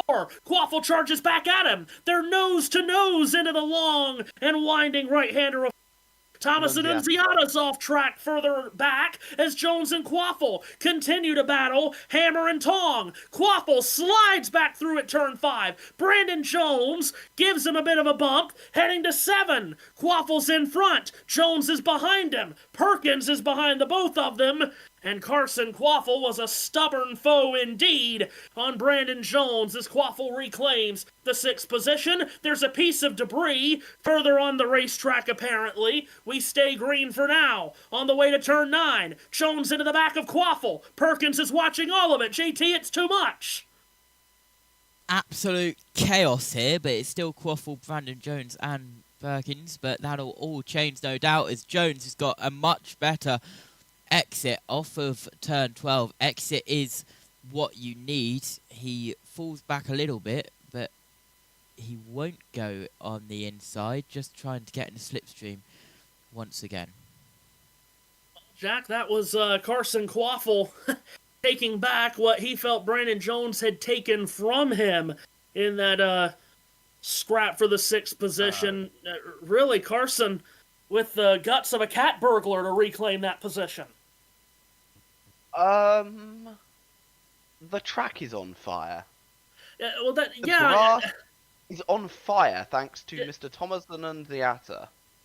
That's When what he I went thought off, I he set the saw. grass on fire.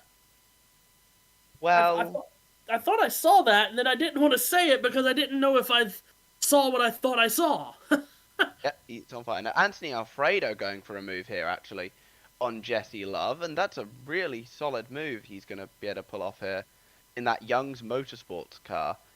Not been as great of a year. Oh, into the bumper there by Jesse Love. He is Jesse just has not happy at all with absolutely everyone. Yeah. Did maybe he give him a little bit of a nudge? He Whoa. did give him a little bit of a nudge. more than a little bit. That was a proper bumper stock car.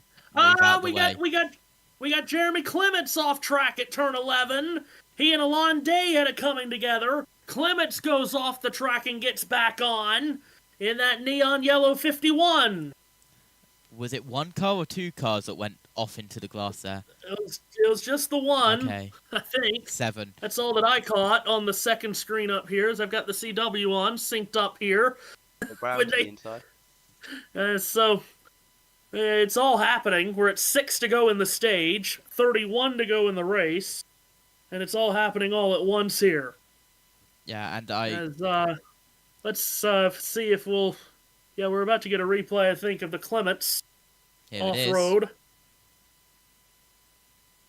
Wow, it was way out there.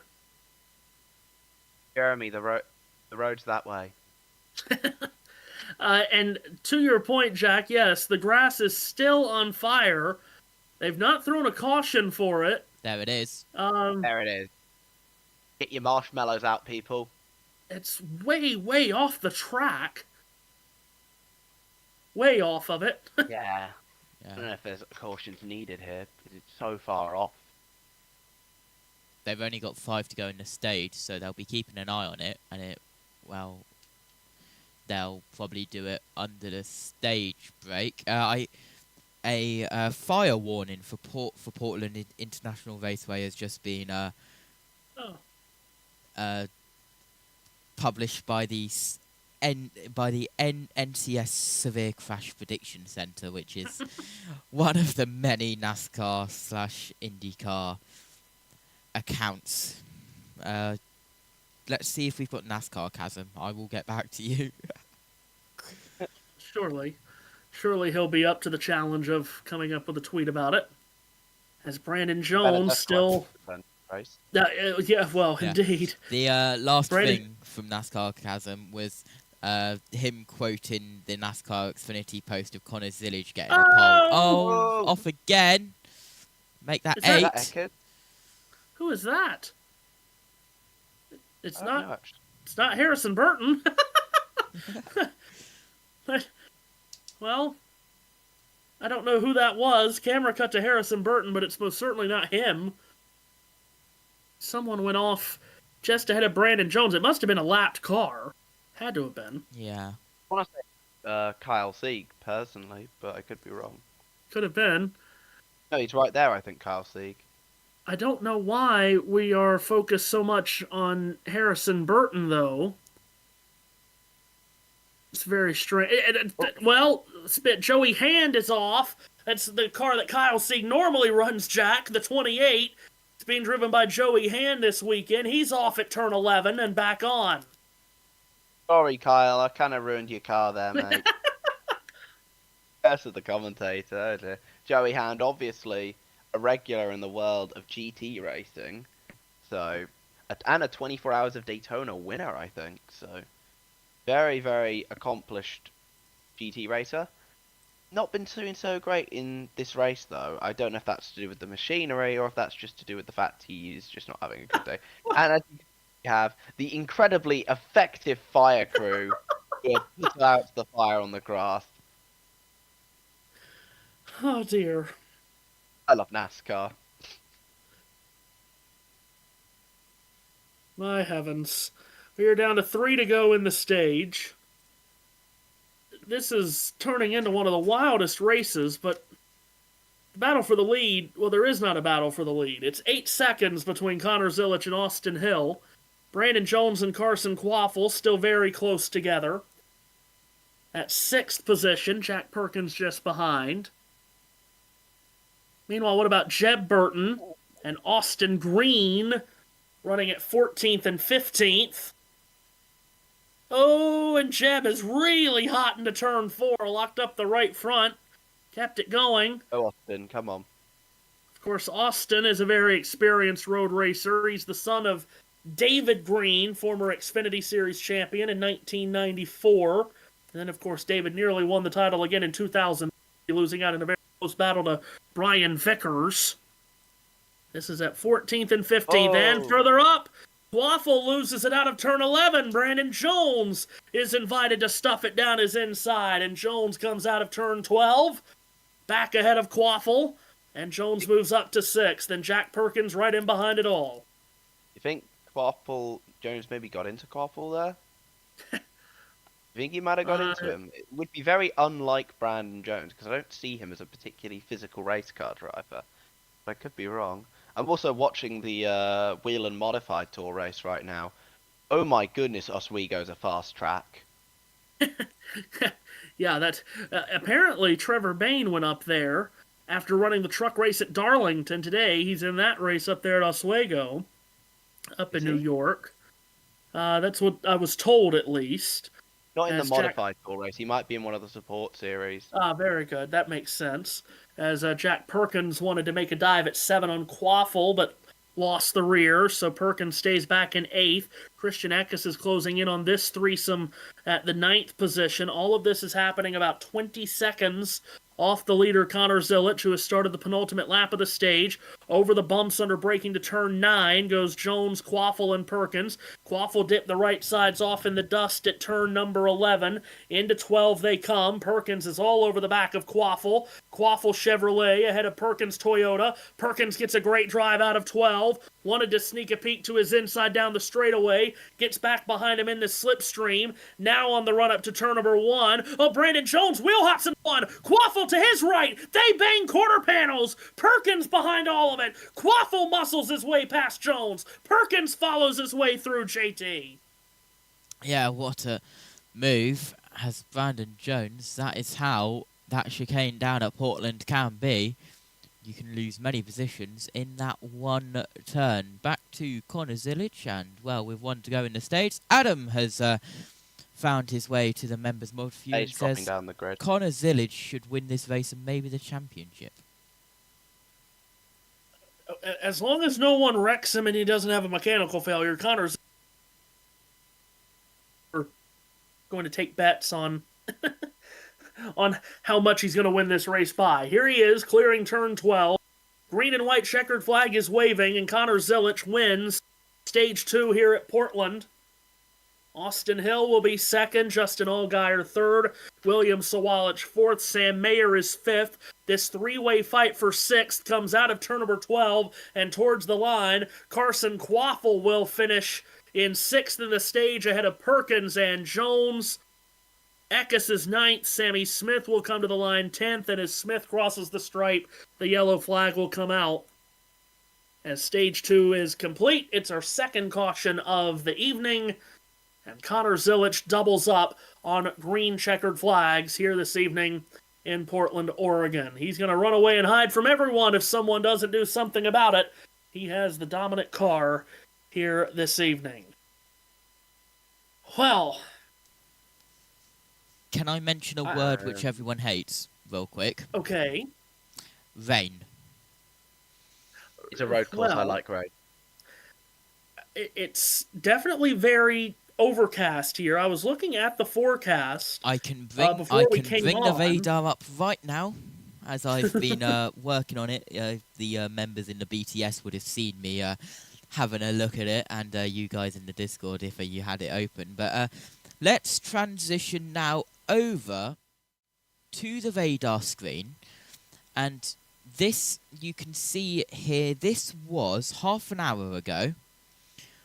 And as you can see, as we get closer to current, you can see it dissipating and it becoming less and less severe. So Portland International Raceway is here, but I think by the time it gets up here, it would have just completely disappeared into thin air at the rate that has gone from rain to, well, just a little bit of drizzle and rain. But I'll keep an eye on it, and I will keep you updated. Let's go back to that screen. There we go.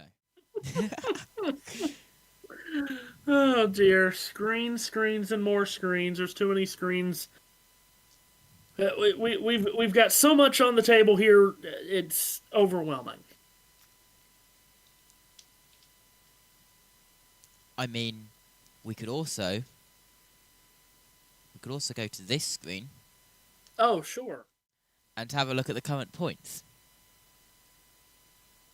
Maybe you can. I can't see that. Okay, Connor Zillage currently on 924, 8 points behind Justin Allgaier. 39 points behind is Sam Mayer. Jesse Love 797.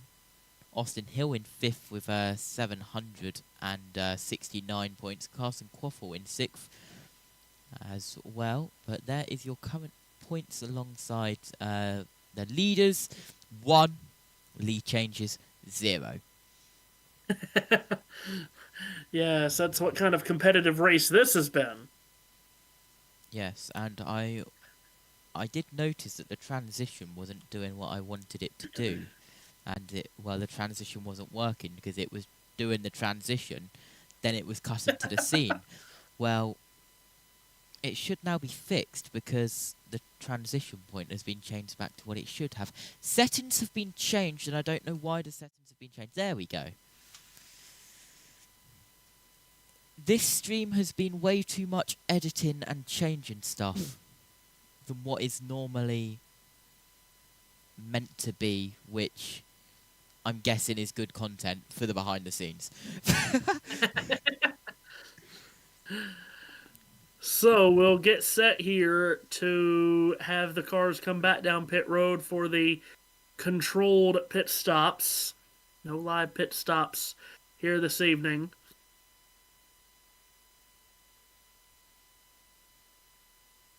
Yeah. And what are we going to talk about during these 3 minutes, guys? I've got one thing. I've Okay. also got another. Austin Okay. Hill was complaining about his shifter during the stage. Hmm. So that's Well, something to keep note of. I complain a lot about Austin Hill, so we'll carry on. I think we all do. But yeah, if you are just tuning back in, people who are already watching, the general overview of that radar is there is weather in the area, not the dreaded L word, which I won't say, but you know what it is, and it is a 30-minute delay. Not that, it is just a little bit of rain, but I'm not concerned at the moment because, well, you saw when I brought the radar up how quickly it was disappearing. Well, it would be a bit of a mess if it did start raining because, of course, you're not supposed to pit in this race under green. Yeah. So, yeah, that would create a bit of a problem. They'd probably put a competition caution out, I'd imagine. I would think so, yes. Or that would be my guess. let it go on slick, see how it plays out. That's for my own entertainment. So We could end up with a Takuma Koga win, and I would absolutely love it. These pit stops, we should have pit reporters. But, okay, very good. I know Dylan Welch has been out and about, not on pit road, but actually reporting during the race from portions of the racetrack. Nice. Which is very interesting. I think I did hear pit reporters the first stage break, but this second one here, is this the car that I saw stopped at the exit of the pit road? There was a car stopped exit of pit road, and I didn't mention it, but there was definitely a car there. But, oh, as we get a live camera wipe, amazing. As we now go red to start that pit road procedure. But 2 cars we need to keep an eye on in this pit road is Jesse Love and Swallage. See what they do with that damage, and how much they can fix it. Yeah, they'll definitely be looking to get the fender away from the tire for Sawallich, and then on the other end of that, Jesse Love. Not sure if they'll just pull that sheet metal completely off or if they'll try to duct tape it back together, as the cars are coming to pit road this time. Can tell you that Alexander Zverev and Felix Auger-Aliassime are in a second set tiebreak in their 3rd round encounter at the U.S. Open. Are you doing US Open on USON? I've done none on USRN this week. I've been on other networks doing the U.S. Open all week long to this point. Of course you have. And Iga Swiatek is serving for the match against Kalinskaya at 7-6-5-4. Iga has been in many tight matches. Creed overshot his box and had to reverse. Uh-oh. How can you overshoot Will Brown's your out box? of the race. How can you overshoot your box on a controlled... I'm not even going to go there. Don't ask. It's the Xfinity series. Just don't ask. I mean, Arca had to literally cut the chicane on the on restart, so that tells you everything you need to know about that series. Shall we go down to the pits? Sure. Despite running top 5 and looking for that 5th straight top 5 finish, the crew told me that they need a lot more out of that car. He said it's really tight, no rear grip, so some changes for Sam Mayer as well as Carson Poppel, Dylan. And for the 18 of Williams Sawallich, the biggest concern is this damage on the left front that resulted from contact with the Jesse Love car, the 2 car. Jeff Mendering, who you saw there on the screen, he's got the gloves on, he's gone over the wall, and he was the first one to start yanking on that damage there just above the left front headlight. So I think he did what he could there. He's got the bear bond and a wrench and about everything else he can carry in one trip over here in his hands to try to get this patched up. The car, Williams said, was pretty good. Said he just needed to be a little bit freer to turn better. They're going to go back to how they started this race. They were happy with the balance there. Just in front of him is his teammate Taylor Gray, whose progress we've been keeping an eye on. He was another car that had to start at the rear of the field. He said he was a little bit snug through the switchback portion of the racetrack, but the biggest thing they've been reminding him all race, these guys in front of us are making mistakes. We're going to keep our car on the racetrack all day, and that's going to pay dividends for us. They've done it so far. He finished 13th at the end of this second stage, and we'll see what he's got here over the final 20 laps or so as he tries to charge towards the front. And he came in 67 points above the... Very good.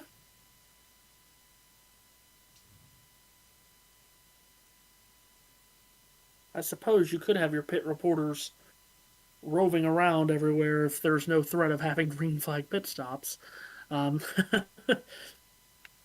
So I suppose it makes sense. AMR safety team are having a look at the curbing down at, this is turns 10, Indy Road 11, course flashbacks. 12. Yeah, Indy Road Course. Oh, don't bring that up again. It was It's, entertaining. I don't Sure. think it's the actual curb itself. I think it's something behind it. They're trying to remove something. They have got the massive blow dryer jet machines, whatever they are, sweeping the track. Oof. Oof. Kalinskaya has just ripped that return. She has 15:30. Do I need to get a tennis scoreboard up, Matthew? No, I don't believe so. No, please. I'd like to correct myself from earlier on the smart modify turret. He wasn't pounding on the windshield. He was using his Hans device to slam it into the windshield of the car Yes. of the Oh. before being Well. escorted away from officials. By the officials. The Smart Modify Tour is basically if Bowman Gray went to other tracks, is what I would describe the race as. It is definitely entertaining. The other guy, the guy was attacking. You want to hear who this was, actually?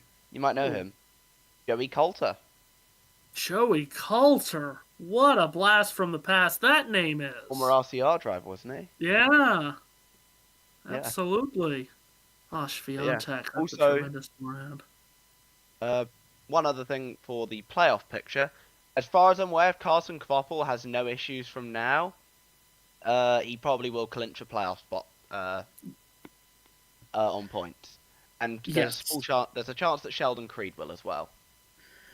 Yes, that's right. Quaffle came in at 120 points above the cut line, so all he has to do is leave this race today over 60 above the cut line. He'll likely do that. Sheldon Creed could.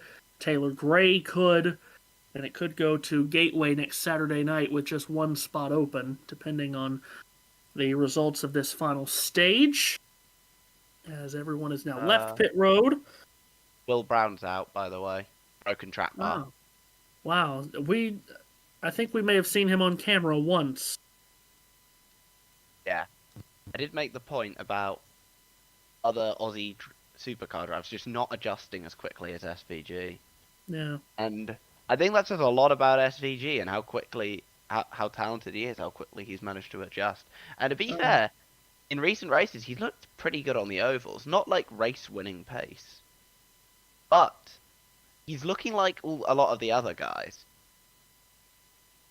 Well, he's been in the top 20 each of the last 2 weeks at Richmond and Daytona, and it's just the second time this year that he's had back-to-back top 20s on ovals. Oh, you need to hear what I saw on Twitter a few weeks ago. It was when SVG out-qualified both his teammates at Indy, and someone was like, yeah, but it's an oval with road course turns. Like, what do you mean? What's a road course turn? Yeah, it's rough. Let's see. Swiatek has won. 7-6 and 6-4. She's beaten Anna Kalinskaya. Naomi Osaka won today. I know it was a tough loss yesterday for Emma Raducanu, the great British hope. Really just got thrown down a flight of stairs by... Are there any Brits left? Elena Rybakina. I do not think so. Yeah. It's over, guys. Because Draper went out very early on the men's side, so no, Bolter went out. I think Norrie's out. Norrie went out. I think that's probably it. Yeah, that would be it. Order of play tomorrow on Arthur Ashe Stadium. Jessica Pagullo starts with Ann Lee. Archer Rinder-Kanesh takes on Carlos Alcaraz. Novak Djokovic against Jan Leonard Struff. And then Elena Rybakina against Marketa Vondrousova. Armstrong has Adrian Manarino, Yuri Lehechka, followed by Barbara Krejcikova, the former Wimbledon champion, taking on Taylor Townsend. Taylor Fritz is in action tomorrow on Armstrong, taking on Tomas Meshak. And then Kristina Buxa takes on Arina Sabalenka. That is the first of the fourth round matches. See, this is what happens when we have controlled pit stops. Only Alex LeBay has gone behind the wall.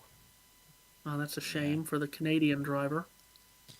Well, since we've got even more time to fill, full day of Donington Park touring cars tomorrow, 9 AM on airtime. That is 9 AM till 5:45 PM. Holy cow. A very long broadcast there, but that is always the case for touring cars.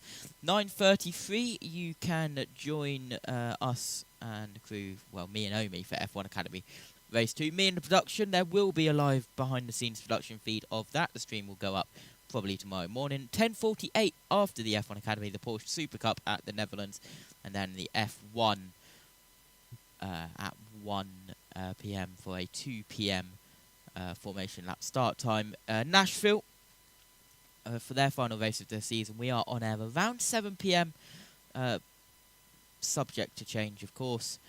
Green 7:45 p.m. 2:45 Eastern, and then NASCAR Cup Series. It's another late one. It's an 11 o'clock green flag, or something around there, and that's a scheduled off-air time of 3 a.m. on Monday morning. For the touring cars, the main broadcast, it is F4 at 9:15. Minis at 9:55, Porsche Carrera Cup Great Britain at 10:35, first touring car race at 11:30. Then there's a lunch break 12:15 to 1:15. 1:15 F4s, second race of touring cars 2:15, 3 o'clock mini challenge, Porsche Carrera Cup Great Britain at 3:55, and the final touring car race at 4:55. Lights are out on the pace car. We are getting ready to go green. The choose is happening, but there are all of the series on, well, tomorrow/today, a little bit later on, and all the series different times for the long touring car stream we have today. Cars are doubled up, Matthew, and, well, just a quick look at the radar. That rain has once again gotten smaller and smaller. Just keeping an eye on this bit here.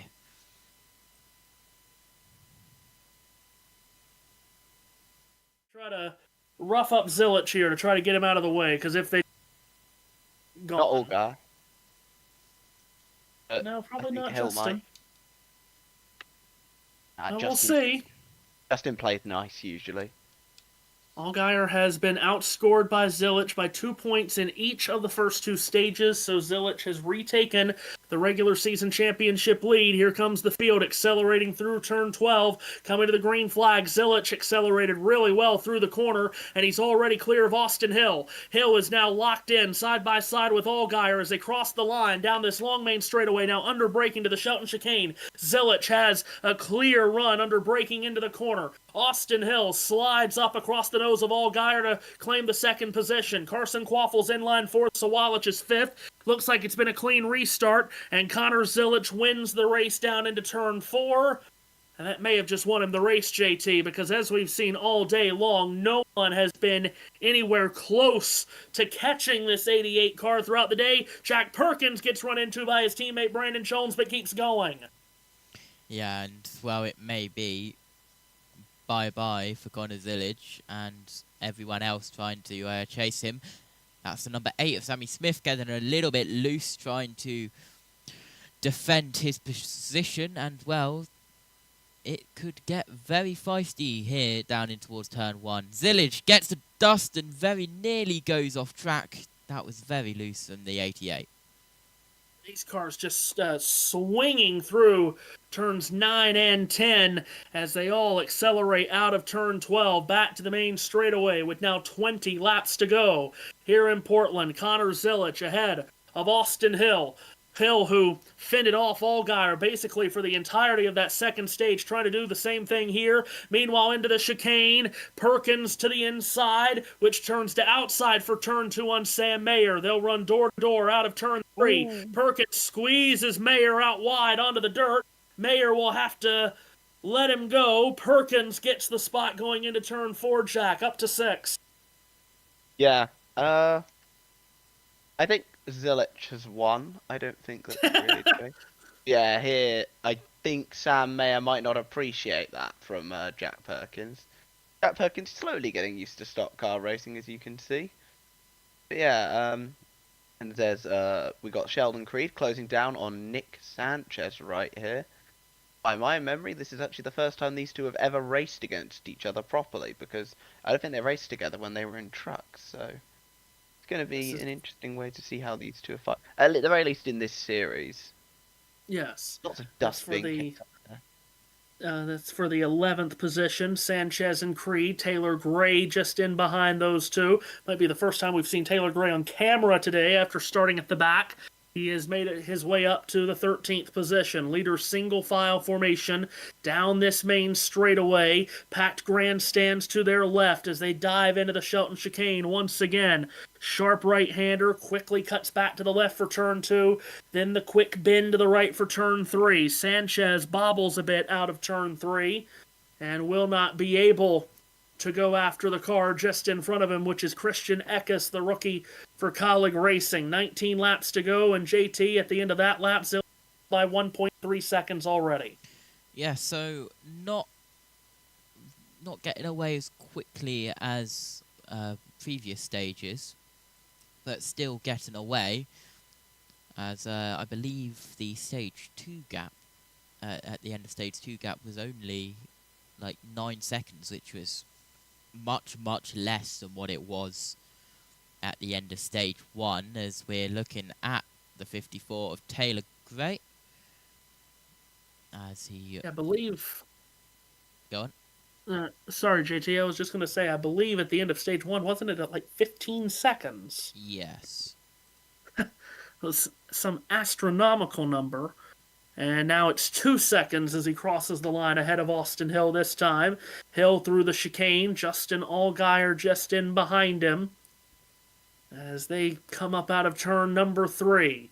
In the live standings, Zillich would lead Allgaier by 8 for the regular season championship, and Sam Mayer would be just about out of it for the top spot in the regular season standings. He's minus 41 to Zillich as we stand now. Next week in Gateway is the regular season finale. Lights, a Saturday night race.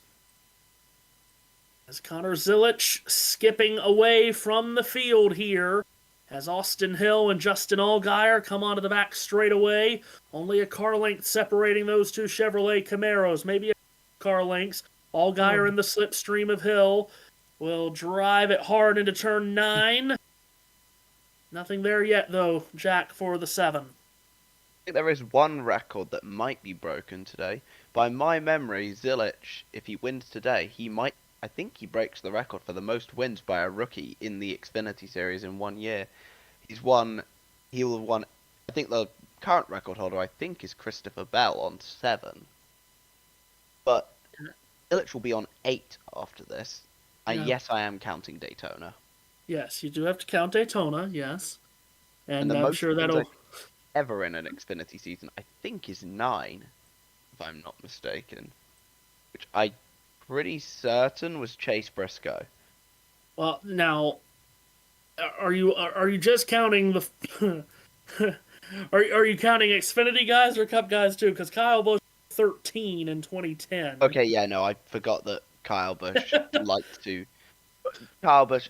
I know they said it was called bushwhacking because it's the Busch series. I think they should call it bushwhacking because of Kyle Busch. And you are right, Christopher Bell won 7 times as a rookie in 2018. That is the record.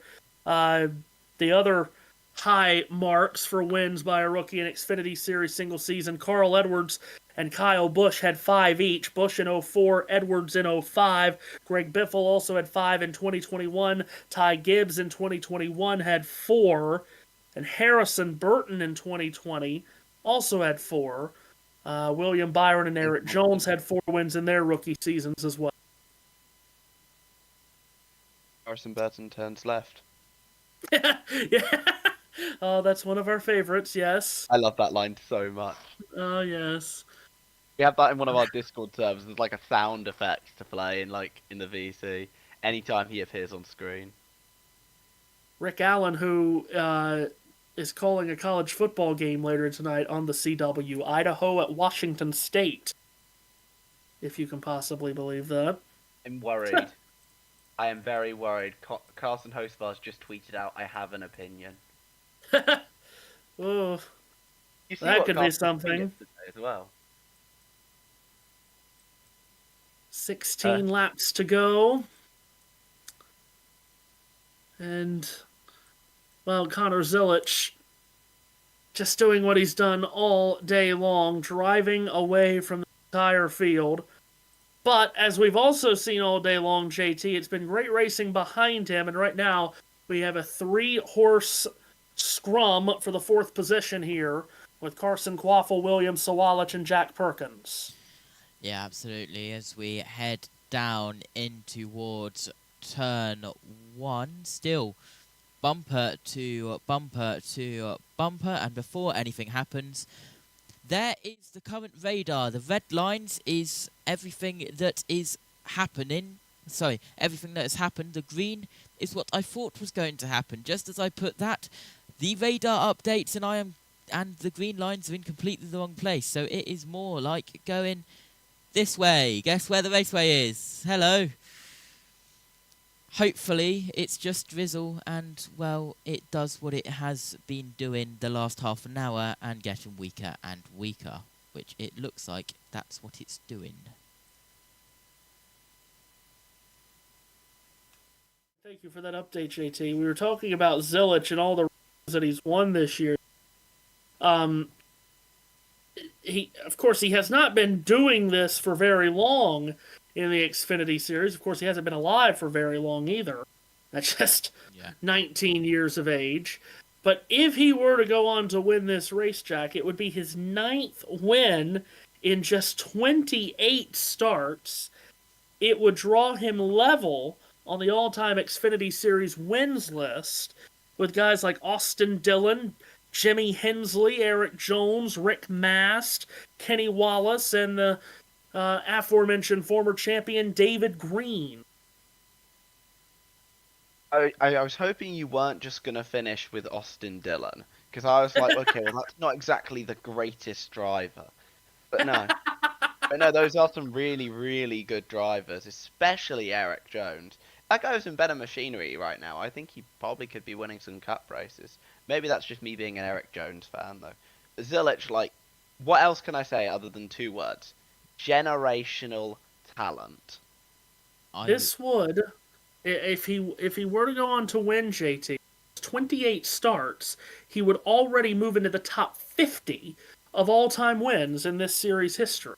In just 28 starts. That's insane, isn't it? I just was going to add, once again, the overview, the basic overview of what has just happened on the radar is this is weakening, but I won't be surprised if we get a little bit of drizzle/rain. And, well, as I was thinking about saying that a lap ago, I did see one rain spot on the camera, so we shall see. But even though the radar says where it is, sometimes it drifts a little bit left and right, which the radar doesn't see.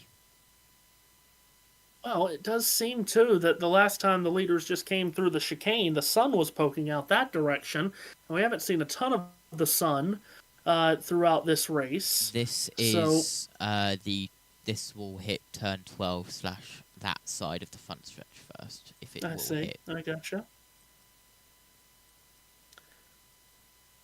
Well, it seems as if Connor Zilich on his way to victory. Again, anything can happen over these last 13 laps, as we well know. But be going to Gateway next week with a slight lead on Justin Allgaier for the regular season championship. Of course, the Xfinity Series hasn't been to Gateway in quite some time. They have not joined the Cup and Truck Series there in these last 3 seasons.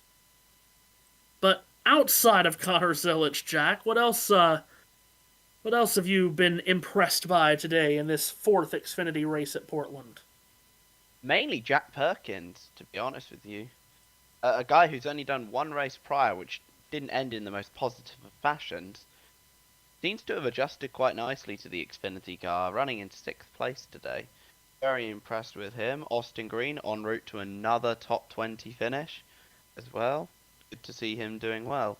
They're the main 2 that have caught my eye today, because I like to try and focus on more of the part-time guys over the full-time guys a lot of the time. Especially on road courses. Yeah. Oh, for God's sake.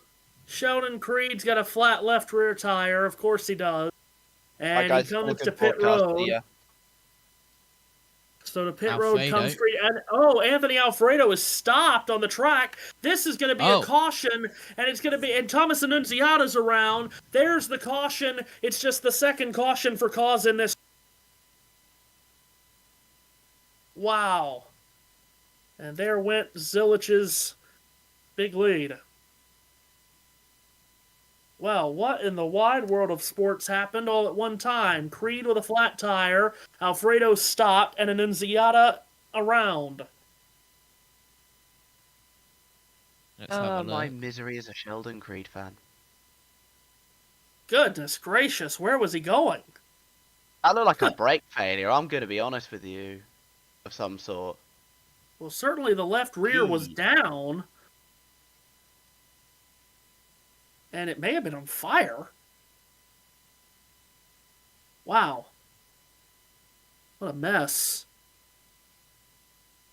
And that still does not explain what happened to Alfredo or Annunziata. Well, Annunziata just wildly spinning. Goodness, JT, he ended up 1.5 acres away from the track.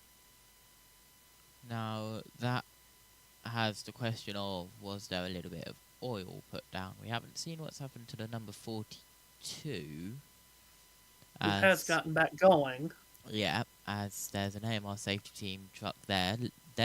Those are the clouds behind there, which has this rain. And, well, we have just gotten another radar update, and as you can see, that was the that was the scan we had when I last showed it to you. That's the next scan along. It's just passing, just off to the side of the raceway, which is what we wanted to happen. But we shall see what the wind wants to do. But at the moment, it's staying away. There is Portland.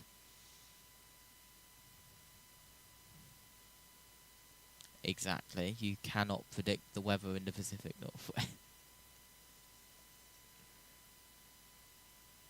Allen, that is. Also, the stadium announcer for the Carolina Panthers. Yep, he's the new public address announcer for the Panthers. He also says, I still feel somewhat cheated by the fact that the race announcers are calling the race from Charlotte. Yeah, we knew that was going to happen when they built the new broadcast center in Charlotte, that a bunch of these races would be called remotely, and they certainly have been this season. What I didn't fully understand is why they were in Charlotte last week at Daytona, when, of course, Parker was there. You could have just sent Adam and Jamie there, but they didn't. And I think today it is Adam and Parker calling the race, just the two of them in Charlotte. Truthfully, there haven't been a ton of Xfinity races where it's been Adam, Jamie, and Parker all together. They were at the start of the season, but not so much since the start of summer. But yes, they're calling the race remotely from Charlotte. They're taking the easy route by doing it from Charlotte, because as we know, the three of us are doing it across 2 different continents. Yeah.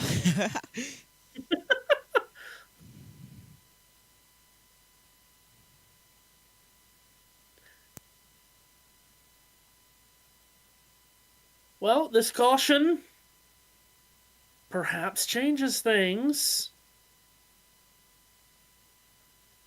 What do we think, guys? We're going to get some wackiness on the restart. Well, we tend to go now and no signal of when we could go back green, then, well, we could only have a handful of laps, or just over a handful of laps left on this, and, well, that's gone out of nowhere, guys, as, well, it's time to go to our favourite stream again. We've got a new radar scan. This is what I showed you last time. This is what we have now. That has popped out of nowhere, and once again on the same track as the others, but that is a little bit bigger than the others. So we may get some spots of rain / light drizzle off, depending on how closely it goes to the circuit.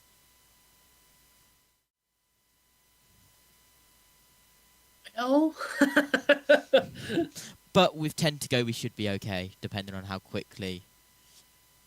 But as you said, it is the Northwest. It is Portland. You can't predict the weather. That could, on the next radar scan, just go and do some magic. Poof, I disappear. It could.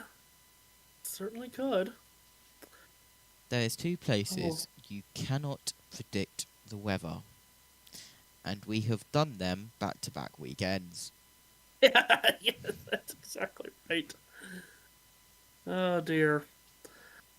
Well, Jack, what do you think this restart's going to look like? Because they certainly didn't do anything with Connor last time. Can't really see how Connor loses this unless he is literally just shipped into turn 1, pretty much.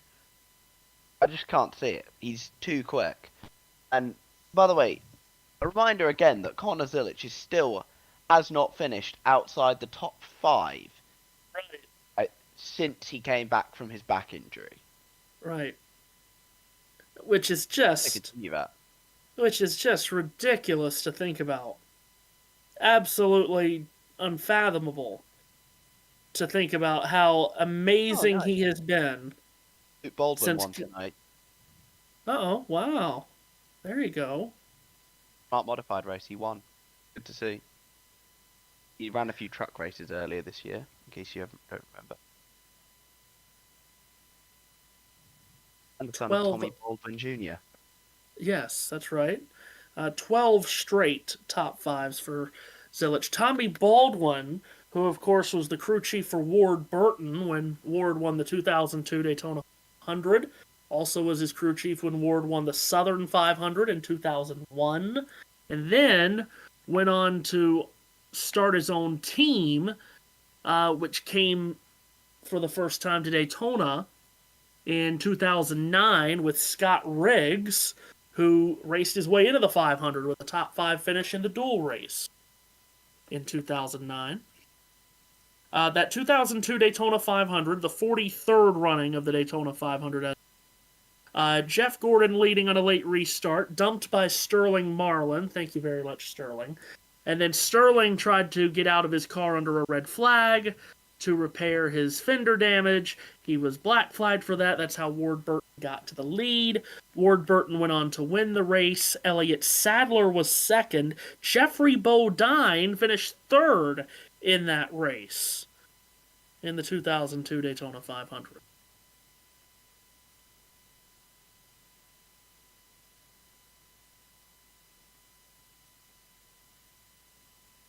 And clearly, this has really just shot the energy level of Jack and JT to oblivion because, well, they just can't handle their excitement over hearing all of this about the Daytona 500 from 23 years ago.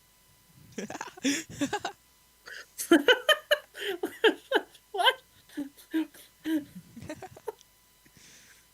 It is 2:40 in the morning.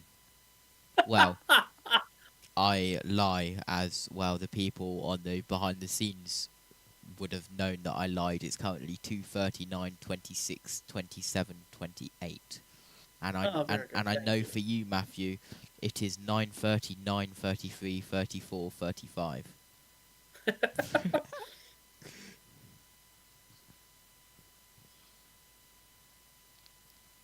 Oh my. Okay, we have had the next radar scan, and as I predicted, for once my prediction kind of worked. That was the track that the previous cell that we were tracking took, as you can see. This was on the exact same track, and well, it has followed the exact same track and is staying east of the circuit.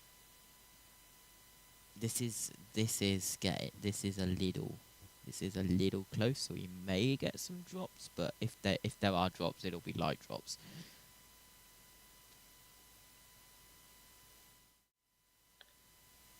Let's see if we're going to get the restart this time around.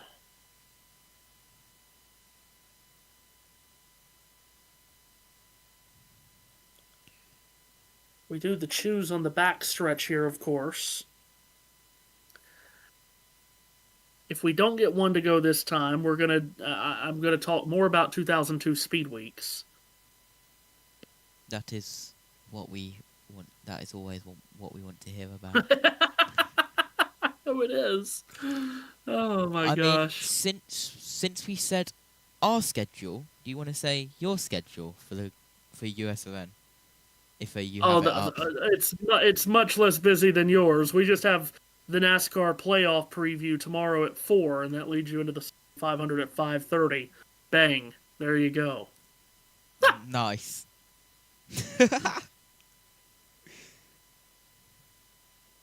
I believe we are doing the choose Yes. this time. So, all right, we're going to get the restart with 7 laps to go. Connor Zilich has led every lap of this race to this point. He has taken this field and embarrassed every single one of them. But his win is in doubt here, because we know how crazy these restarts can get. See what we get this time. Lights are out atop the Toyota Camry Pace vehicle. They've gone through the choose. Connor Zilich has gone to driver's right.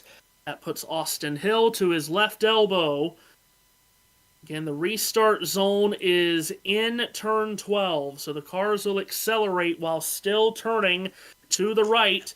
Here they come. They're into the restart zone now. Green flag is waving. Zilich does not get away as well as he did this time. In fact, Austin Hill is in front as they cross the line with the green flag waving. Austin Hill is ahead of Connor Zilich, and further back, William Sawalich with a dive bomb into the chicane. He knocks Zilich. Zilich goes through the chicane. Justin Allgaier gets turned around. Austin Hill goes through to the lead. Zilich rejoins in second. Sawalich is third after his almighty kamikaze dive bomb. Zilich's car smoking. He has damage to the right rear that's rubbing the tire. But he cannot waste any time, JT. He has to drop the hammer now to get after Austin Hill. What in all that is Portland Raceway NASCAR Xfinity was that? Absolute chaos, and that is what can happen on a restart of the NASCAR Xfinity Series at Portland. That's how tight the chicane is, and well, still smoking that car, and It's just a tire rub. yeah, it's a tire rub with the sheet metal into the right rear tire. Oh, there's trouble further back. Sam Mayer is spun. He collides into Christian Eckes. They go into the face of the field in turn number 12. Mayer is stopped in the middle of the track. Brandon Jones has been spit out into the grass. Ryan Sieg is trying to pick his way through it. Mayer tries to get turned back the right direction. Allgaier avoids him. We stay green through all of that, and we only have 6 laps to go. The leader's already through the chicane. Going into the setting sun to the west of the racetrack, Connor Zilich is trying to run down Austin Hill. My goodness, what total chaos. that just put an extra 3 cars that had gone off the track in that part of the circuit. We are now at 14 different times a car has gone off track at that part of the circuit. Here is the replay of the restart. Look how far William Sawalich is back, and he just... Yeah, but Quaffle was... Zilich is already loose. Yeah, Quaffle was literally pushing Austin Hill to the lead. My He wanted the lead goodness. for himself. Well, the whole field ganged up on Zilich, and that's what it was going to have to take for them to get past him. Here at turn 12, Jack Perkins trying to maneuver his way to third past Sawalich. They're side by side as they come to the line with 5 laps to go. And Perkins has the preferred inside line. He's going to take third away. Perkins to third. Sawalich backslides to fourth. Quaffle is in line 5th, but the question, Jack, is with the damage in the tire rub on the right rear, can Connor Zilich run down Austin Hill? He's 1 second behind him. I think he can. Based on the time, he needs to be quicker, but I think he can. He needs to hope that Hill maybe makes a mistake. Zilich has been exceptionally fast all day. Wouldn't surprise me at all if he was able to catch Hill still. But is that damage handicapping him, JT? That's what we're all going to find out together. Yeah, possibly. Here's a replay of the absolute mess we have just witnessed at turn 11 and turn 12. Wow, Mayer, I don't know how he got turned around in that at that angle, at that spot on the track. Brandon Jones had nowhere to go. Taylor Gray was another one that got spit out there. Make that 15, because I just saw another one. Jack Perkins is off at turn 12. Oh, for God's sake. Perkins from third has gone off the track at 12. And I'm not sure if he's going to get his car back going. Oh, my goodness. Oh, can you believe it? Meanwhile, in the chicane, Quaffle going after Sawalich for third. Those were the two that Perkins was just ahead of. There's still no caution for Perkins' stopped car, and Connor Zilich now has recoiled here and is running down Austin Hill with under 4 laps to go. Sweeping up out of turn 5 into 6. Hill is feeling the pressure from Zilich. Question is, will they throw the caution, JT, for the stop 19 car? He's well away from the racetrack on the outside of turn 12. Yeah, and if they will throw the caution, it'll be as they are approaching that area of the track, which they are now. No caution yet, as they come to that part of the track where that 19 of Jack Perkins is. Zilich was so close to the wall, he was very nearly tapping it, and there we go. Caution is out. Perkins could not get his car back going. And he's so far away from where the cars are, but we've seen so many cars off at that section of the track. I feel like NASCAR probably feels like they have to throw the caution because a car could just go spinning wildly straight into him.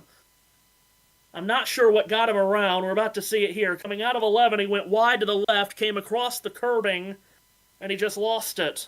Did something break? I think so. It looked like something broke. Yeah, look. Yeah, and that's why he couldn't get back going. I think the left front tyre, something may have broke there. But now that, here is a replay of the restart once again. William Sawalich, my God. He was like a Daniel Ricciardo type dive bomb there. I mean, he was going all the way to Seattle. He broke so late. Oh my gosh. But now, well, if you thought that restart was wild, wait for this next one in overtime. Yeah, we have to think about the O word. Overtime at Portland, what could go wrong? These are the first laps all day that Connor Zilich has not led. Wow. Am Racing have confirmed that Will Brown is off their Christmas card list. They're doing this every time someone wrecks the 25, they're saying, yep, he's off our Christmas list. Wow. And are we watching someone juggle bowling pins? Why not? You know, that's a great question, Jack. Why not? No. Austin Green has snuck into the top 10 here through all the carnage. That's a good point from Jeff Clark. Ryan Ellis is 14th. The Idaho-Washington State game starts in 11 minutes on the CW. That's right. It does. Now, I don't think anyone is clamoring to watch Idaho and Washington State. Football fan. People in Idaho and Washington State are. The Idaho Vandals taking on the Cougars of Washington State. Washington State still in the Pac-12 conference, even though the conference no longer has 12 teams in it. It only has 2, but they're still being called the Pac-12.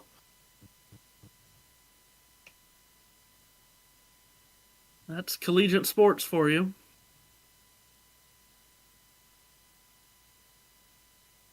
By the way, through everything that's happened to him, Harrison Burton is running in the 18th position. He spun twice in 3 laps. But the problem for him is that his cousin Jeb is 9th, and if it stays that way, Jeb will be closer to Harrison heading to Gateway next week for the regular season finale than he... I don't want to alarm anyone, but Austin Green is in the top 10. Sure is. Are we actually... He just finds a way to get in the top 10 at nearly every road course. I don't know how he does it. Are we actually looking at a battle of the Burtons? Yes, we are. And it looks like Ryan Sieg... I don't think Sieg is going to be in position to point his way in because he's running 22nd right now. He's going to be in a must-win. You mentioned Austin Green in 10th. How about the positions just behind him? Blaine Perkins is 11th. Alon Day is 13th. Ryan Ellis is 14th. Brennan Poole is 15th. Joey Hand is up to 17th after he had a spin earlier. At this point, I don't know how many cars haven't had a spin.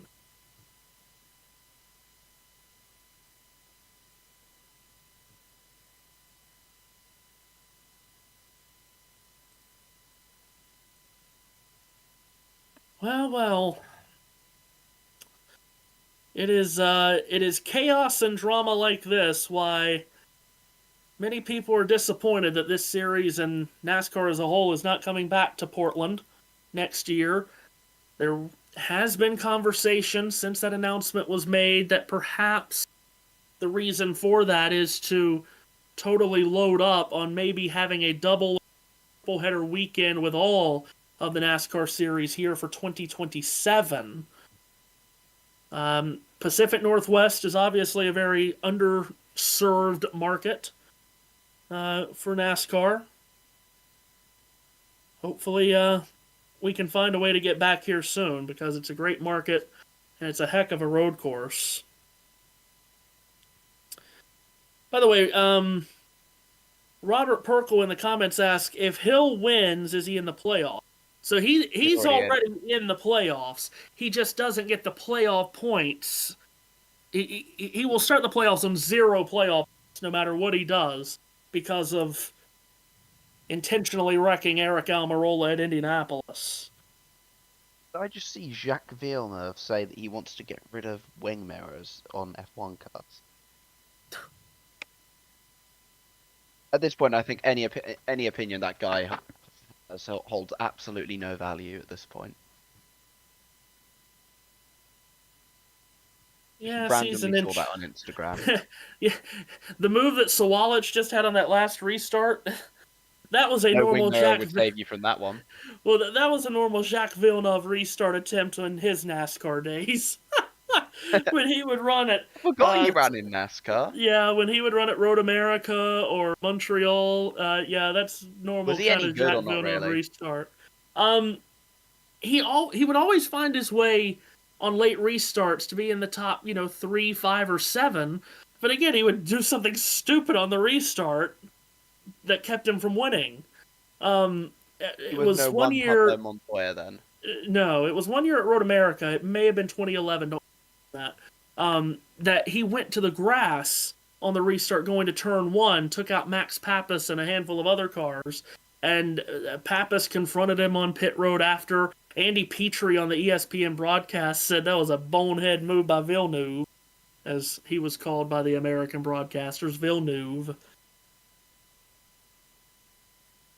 But you could always call him what Paul Page called him, which was Jacques Villeneuve. You hear Paul Page call it, his name was Jacques Villeneuve. I thought you said Kevin LePage for a second. I was like, hang on a second. No, That's why we get the expression of LePaging the field. LePaging the field, indeed. That was from the Nationwide Series race at Talladega in 2008. Still the funniest thing I think I might have ever seen happen in a NASCAR race. And then he went there with a straight face afterwards in an interview and said if they couldn't see this pink and yellow car, maybe they should get new spotters. That is kind of a good point, actually. Good Lord. So we're heading to overtime in Portland. JT, are we choose this time? I hope so. We shall see. And, well... Looks like next time. They are... Let's see. Pace car is off to the side.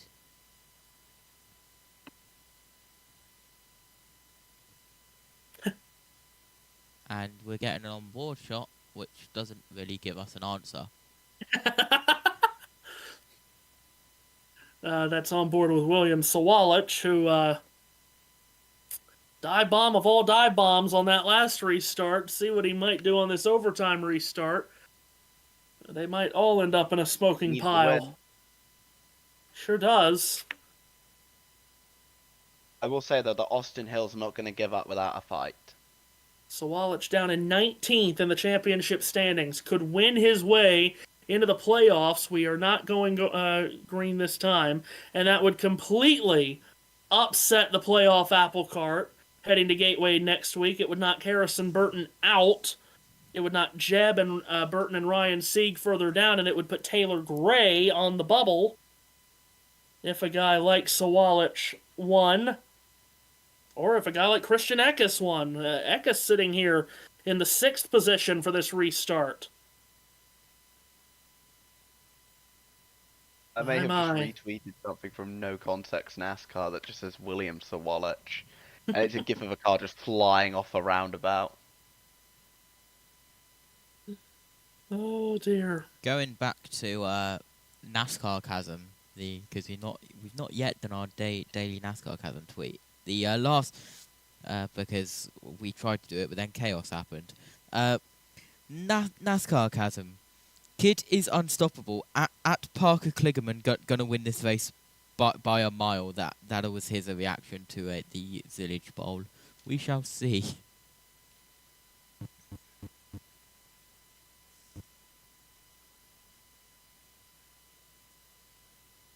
Why is this taking so long? NASCAR, Yeah, I was wondering the same thing. NASCAR giving us the fright of our lives, showing us a green flag moment without replay graphics, and it's oh dear. We are, by the way, now working lap 75. Yeah, we are heading to overtime here. And is it going to be Connor Zilic, who has dominated this entire race, that wins? Remember, he's got damage to right rear sheet metal. That was causing a tire rub on that last restart. Austin Hill will be the control car. It's the first restart we've had all day where Zilic will not be the control car. And they are coming to the choose this time. It will be Hill and Zilic in row 1. Quaffle is in row 2 with Sawalich. Then Smith and Eckes, then Love and Sanchez, then Jeb Burton and Austin Green. What in the wide world of sports is going to happen in overtime in Portland? Our guy Seth Eves is not here, and his girl Taylor Swift, of course, is now engaged. I'm not sure we can still say this, but we'll do it at least this one more time. This restart is going to be crazier than Taylor Swift's former love life. So, I knew that was coming straight away. Hey, at least it's Toyota not gonna be a Camry song about a pace football car. player now. Yeah, that's right. Pace car to pit road. And here comes the field into turn 12. Green flag is out. Austin Hill gets hard on the accelerator and he washes up into the side of Zilic. Zilic is alongside him. Here comes Sammy Smith. They stack it up 3 wide down the main straightaway. Zilic is back in front. They're 4 wide behind him. Nick Sanchez. Oh, Zilic goes wide. And Sanchez turns Sammy Smith around. Zilic has missed the chicane. He comes back on in front of William Sawalich and Nick Sanchez. Total chaos on the restart again. And now, what's going to happen with Connor Zilic? He totally drove through the chicane. He did go the alternate route, JT, but he's come out in the lead. Will there be a penalty? Sawalich is behind him. Yeah, that was a little bit, I think, personally, of I can't be bothered, let's turn left. I think he got too scared by Austin Hill. Well, Genuinely, I think he did. I think anybody would get scared by Austin Hill being right there, but what a crazy restart. And now, Connor Zilic heading into the final couple of corners here. We're going to have to wait and see if NASCAR were to make a decision on that. As here he comes out of turn number 12. Connor Zilic sees the white flag wave. Final lap at Portland. Connor Zilic is in. William Sawalich is behind him in second. Third is Nick Sanchez. Christian Eckes out of nowhere up to fourth. Austin Hill has filed in line fifth. We're into the final lap in Portland, Oregon. And for now, the leader is Connor Zilic as he heads to turn 4. JT, let's see if he can get back around, and let's see if he is going to be shown the flag. Yeah, we shall see, but I think they'll Zilic, let Connor keep that. 1.1 seconds in front last time by Swallage. Sanchez in third after doing a dive bomb. He was the one who made it 4 wide and somehow survived after all of that chaos.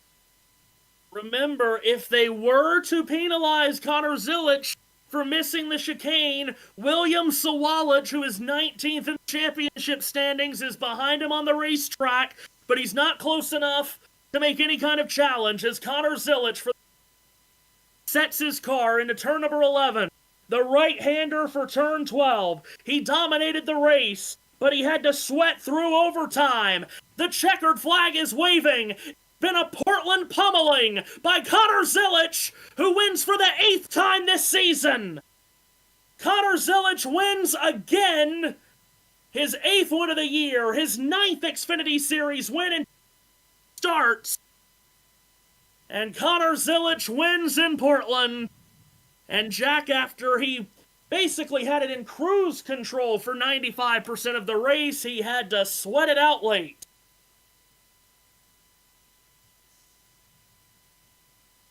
Goodness gracious. Yeah, I think that NASCAR will probably let Zilic keep that one. At the end of the day, he takes the maze, doesn't he? Like, it would be inconsistent if they were to penalise him here because he took the maze. It's not his fault that everyone else behind him just suddenly decided to lose all their talent. 7 cars under a blanket, 3x3, coming across the line. He wheel hopped a lot. Nick Sanchez, Sammy Smith across the nose of Sanchez goes around. You got 5 cars taking the access road through one. What a mess that turned into. We've got a very spicy Bob Pockfast tweet. Yeah, I've seen it. when they go back to Portland next year, they should ... Oh, wait. Wow, that was, My mates told me it took out Sammy Smith, so it's okay. By the way, Austin Hill just totally choked away that restart. My goodness, he was so concerned about Connor on the outside. When he stabbed the accelerator, he just went into a 4-wheel slide in the corner and just couldn't get traction down. Yeah.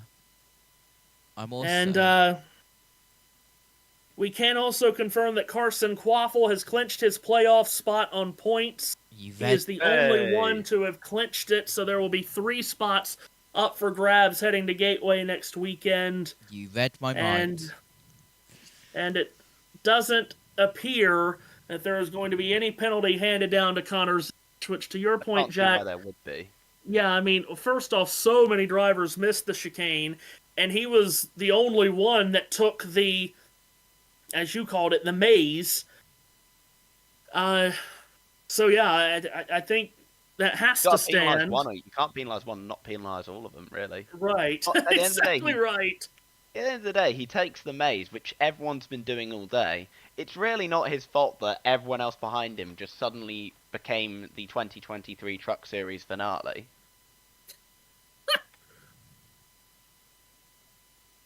So Connor Zilic celebrating on the front straightaway his 8th win of the season, his 13th consecutive top 5.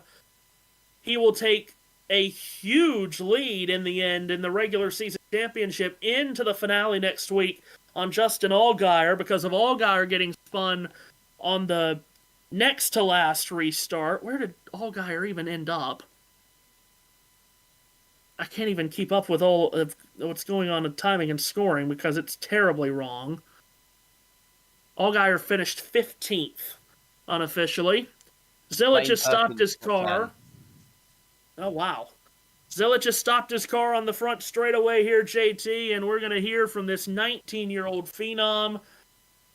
Let's see. He's getting out of the car for the first time in victory since Watkins Glen. He's going to go over through the escape hatch, and he's going to do it safely with win number 8 on the season, which is a new rookie record in Xfinity Series history. He was the one at Victory Lane at Daytona that yelled to me to do that. So it's definitely his style celebration.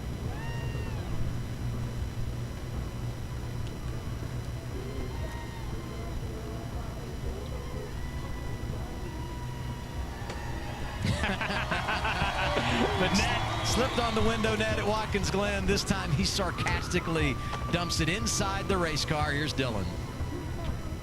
Man, what can you say about this kid that hasn't already been said? Just so impressive.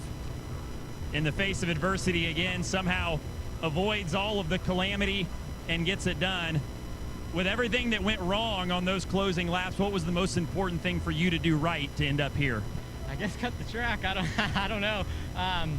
So proud of this WeatherTech Chevrolet team. I think this is our 4th win with WeatherTech on the car, and it's got a W on the hood, so no better thing to do than win with it. So yeah, it was really cool. Our car was as fast as Xfinity Mobile all day, and yeah, to come back 2 weeks after collarbone surgery, it hurt, but it hurt so good. So yeah, here we go.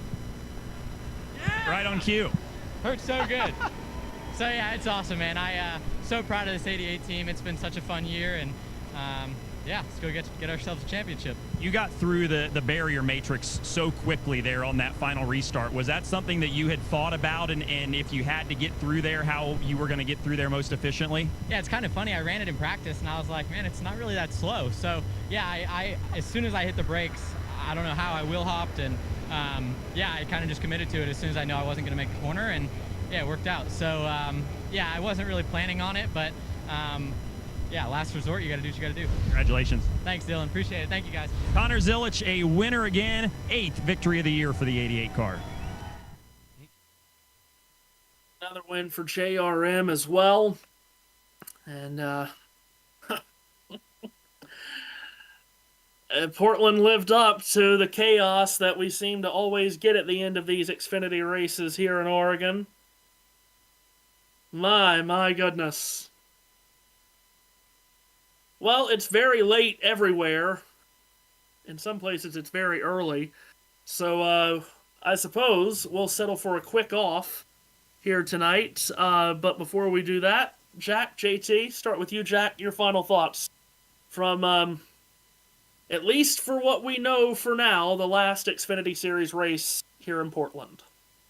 Well, the best driver won. Let's just get that out of the way. Connor Zilich annihilated the field again, and I'm glad that he ended up being the winner, because quite frankly, I would have crashed out with an Austin Hill win.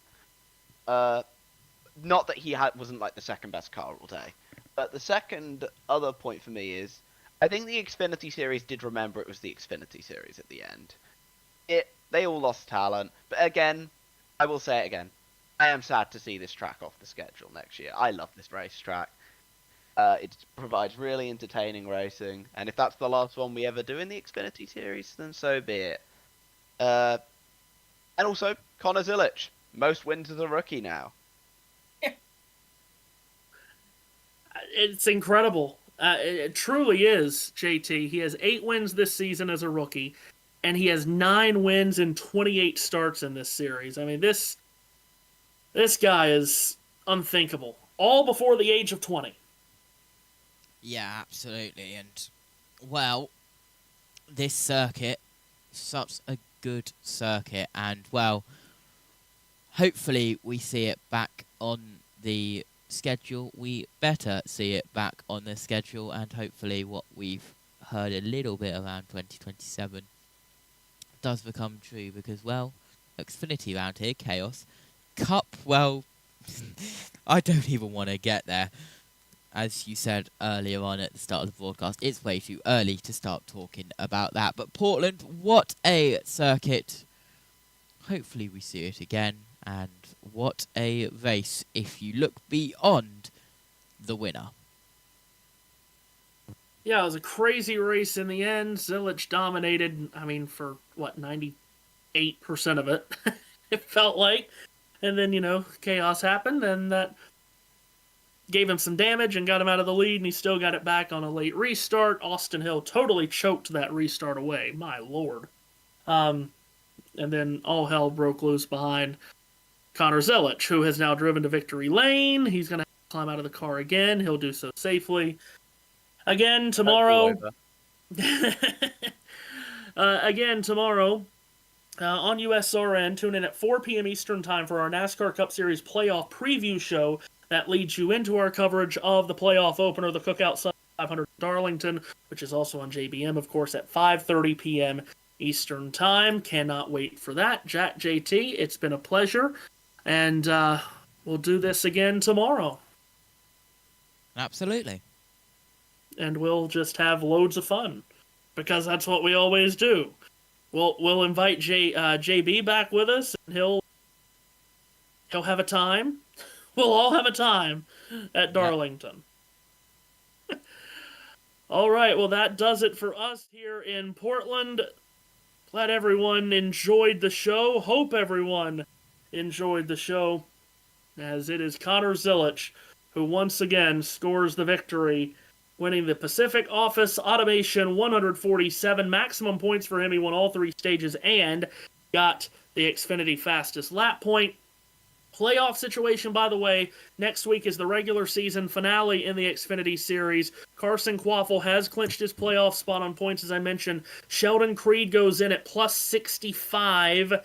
The reason he hasn't clinched his playoff spot, however, is because he's only 5 points ahead of Taylor Gray and 34 ahead of Harrison Burton, and if there's a new winner, that could all change. So it's heading into Gateway, Creed plus 65, Gray plus 60, Harrison Burton plus 31, Jeb Burton minus 31, Ryan Sieg dropped all the way down to minus 68. So it's either Harrison or Jeb Burton for the final spot on points, unless there's a new winner. Sieg at 14th and everyone back of him are in must-win situations.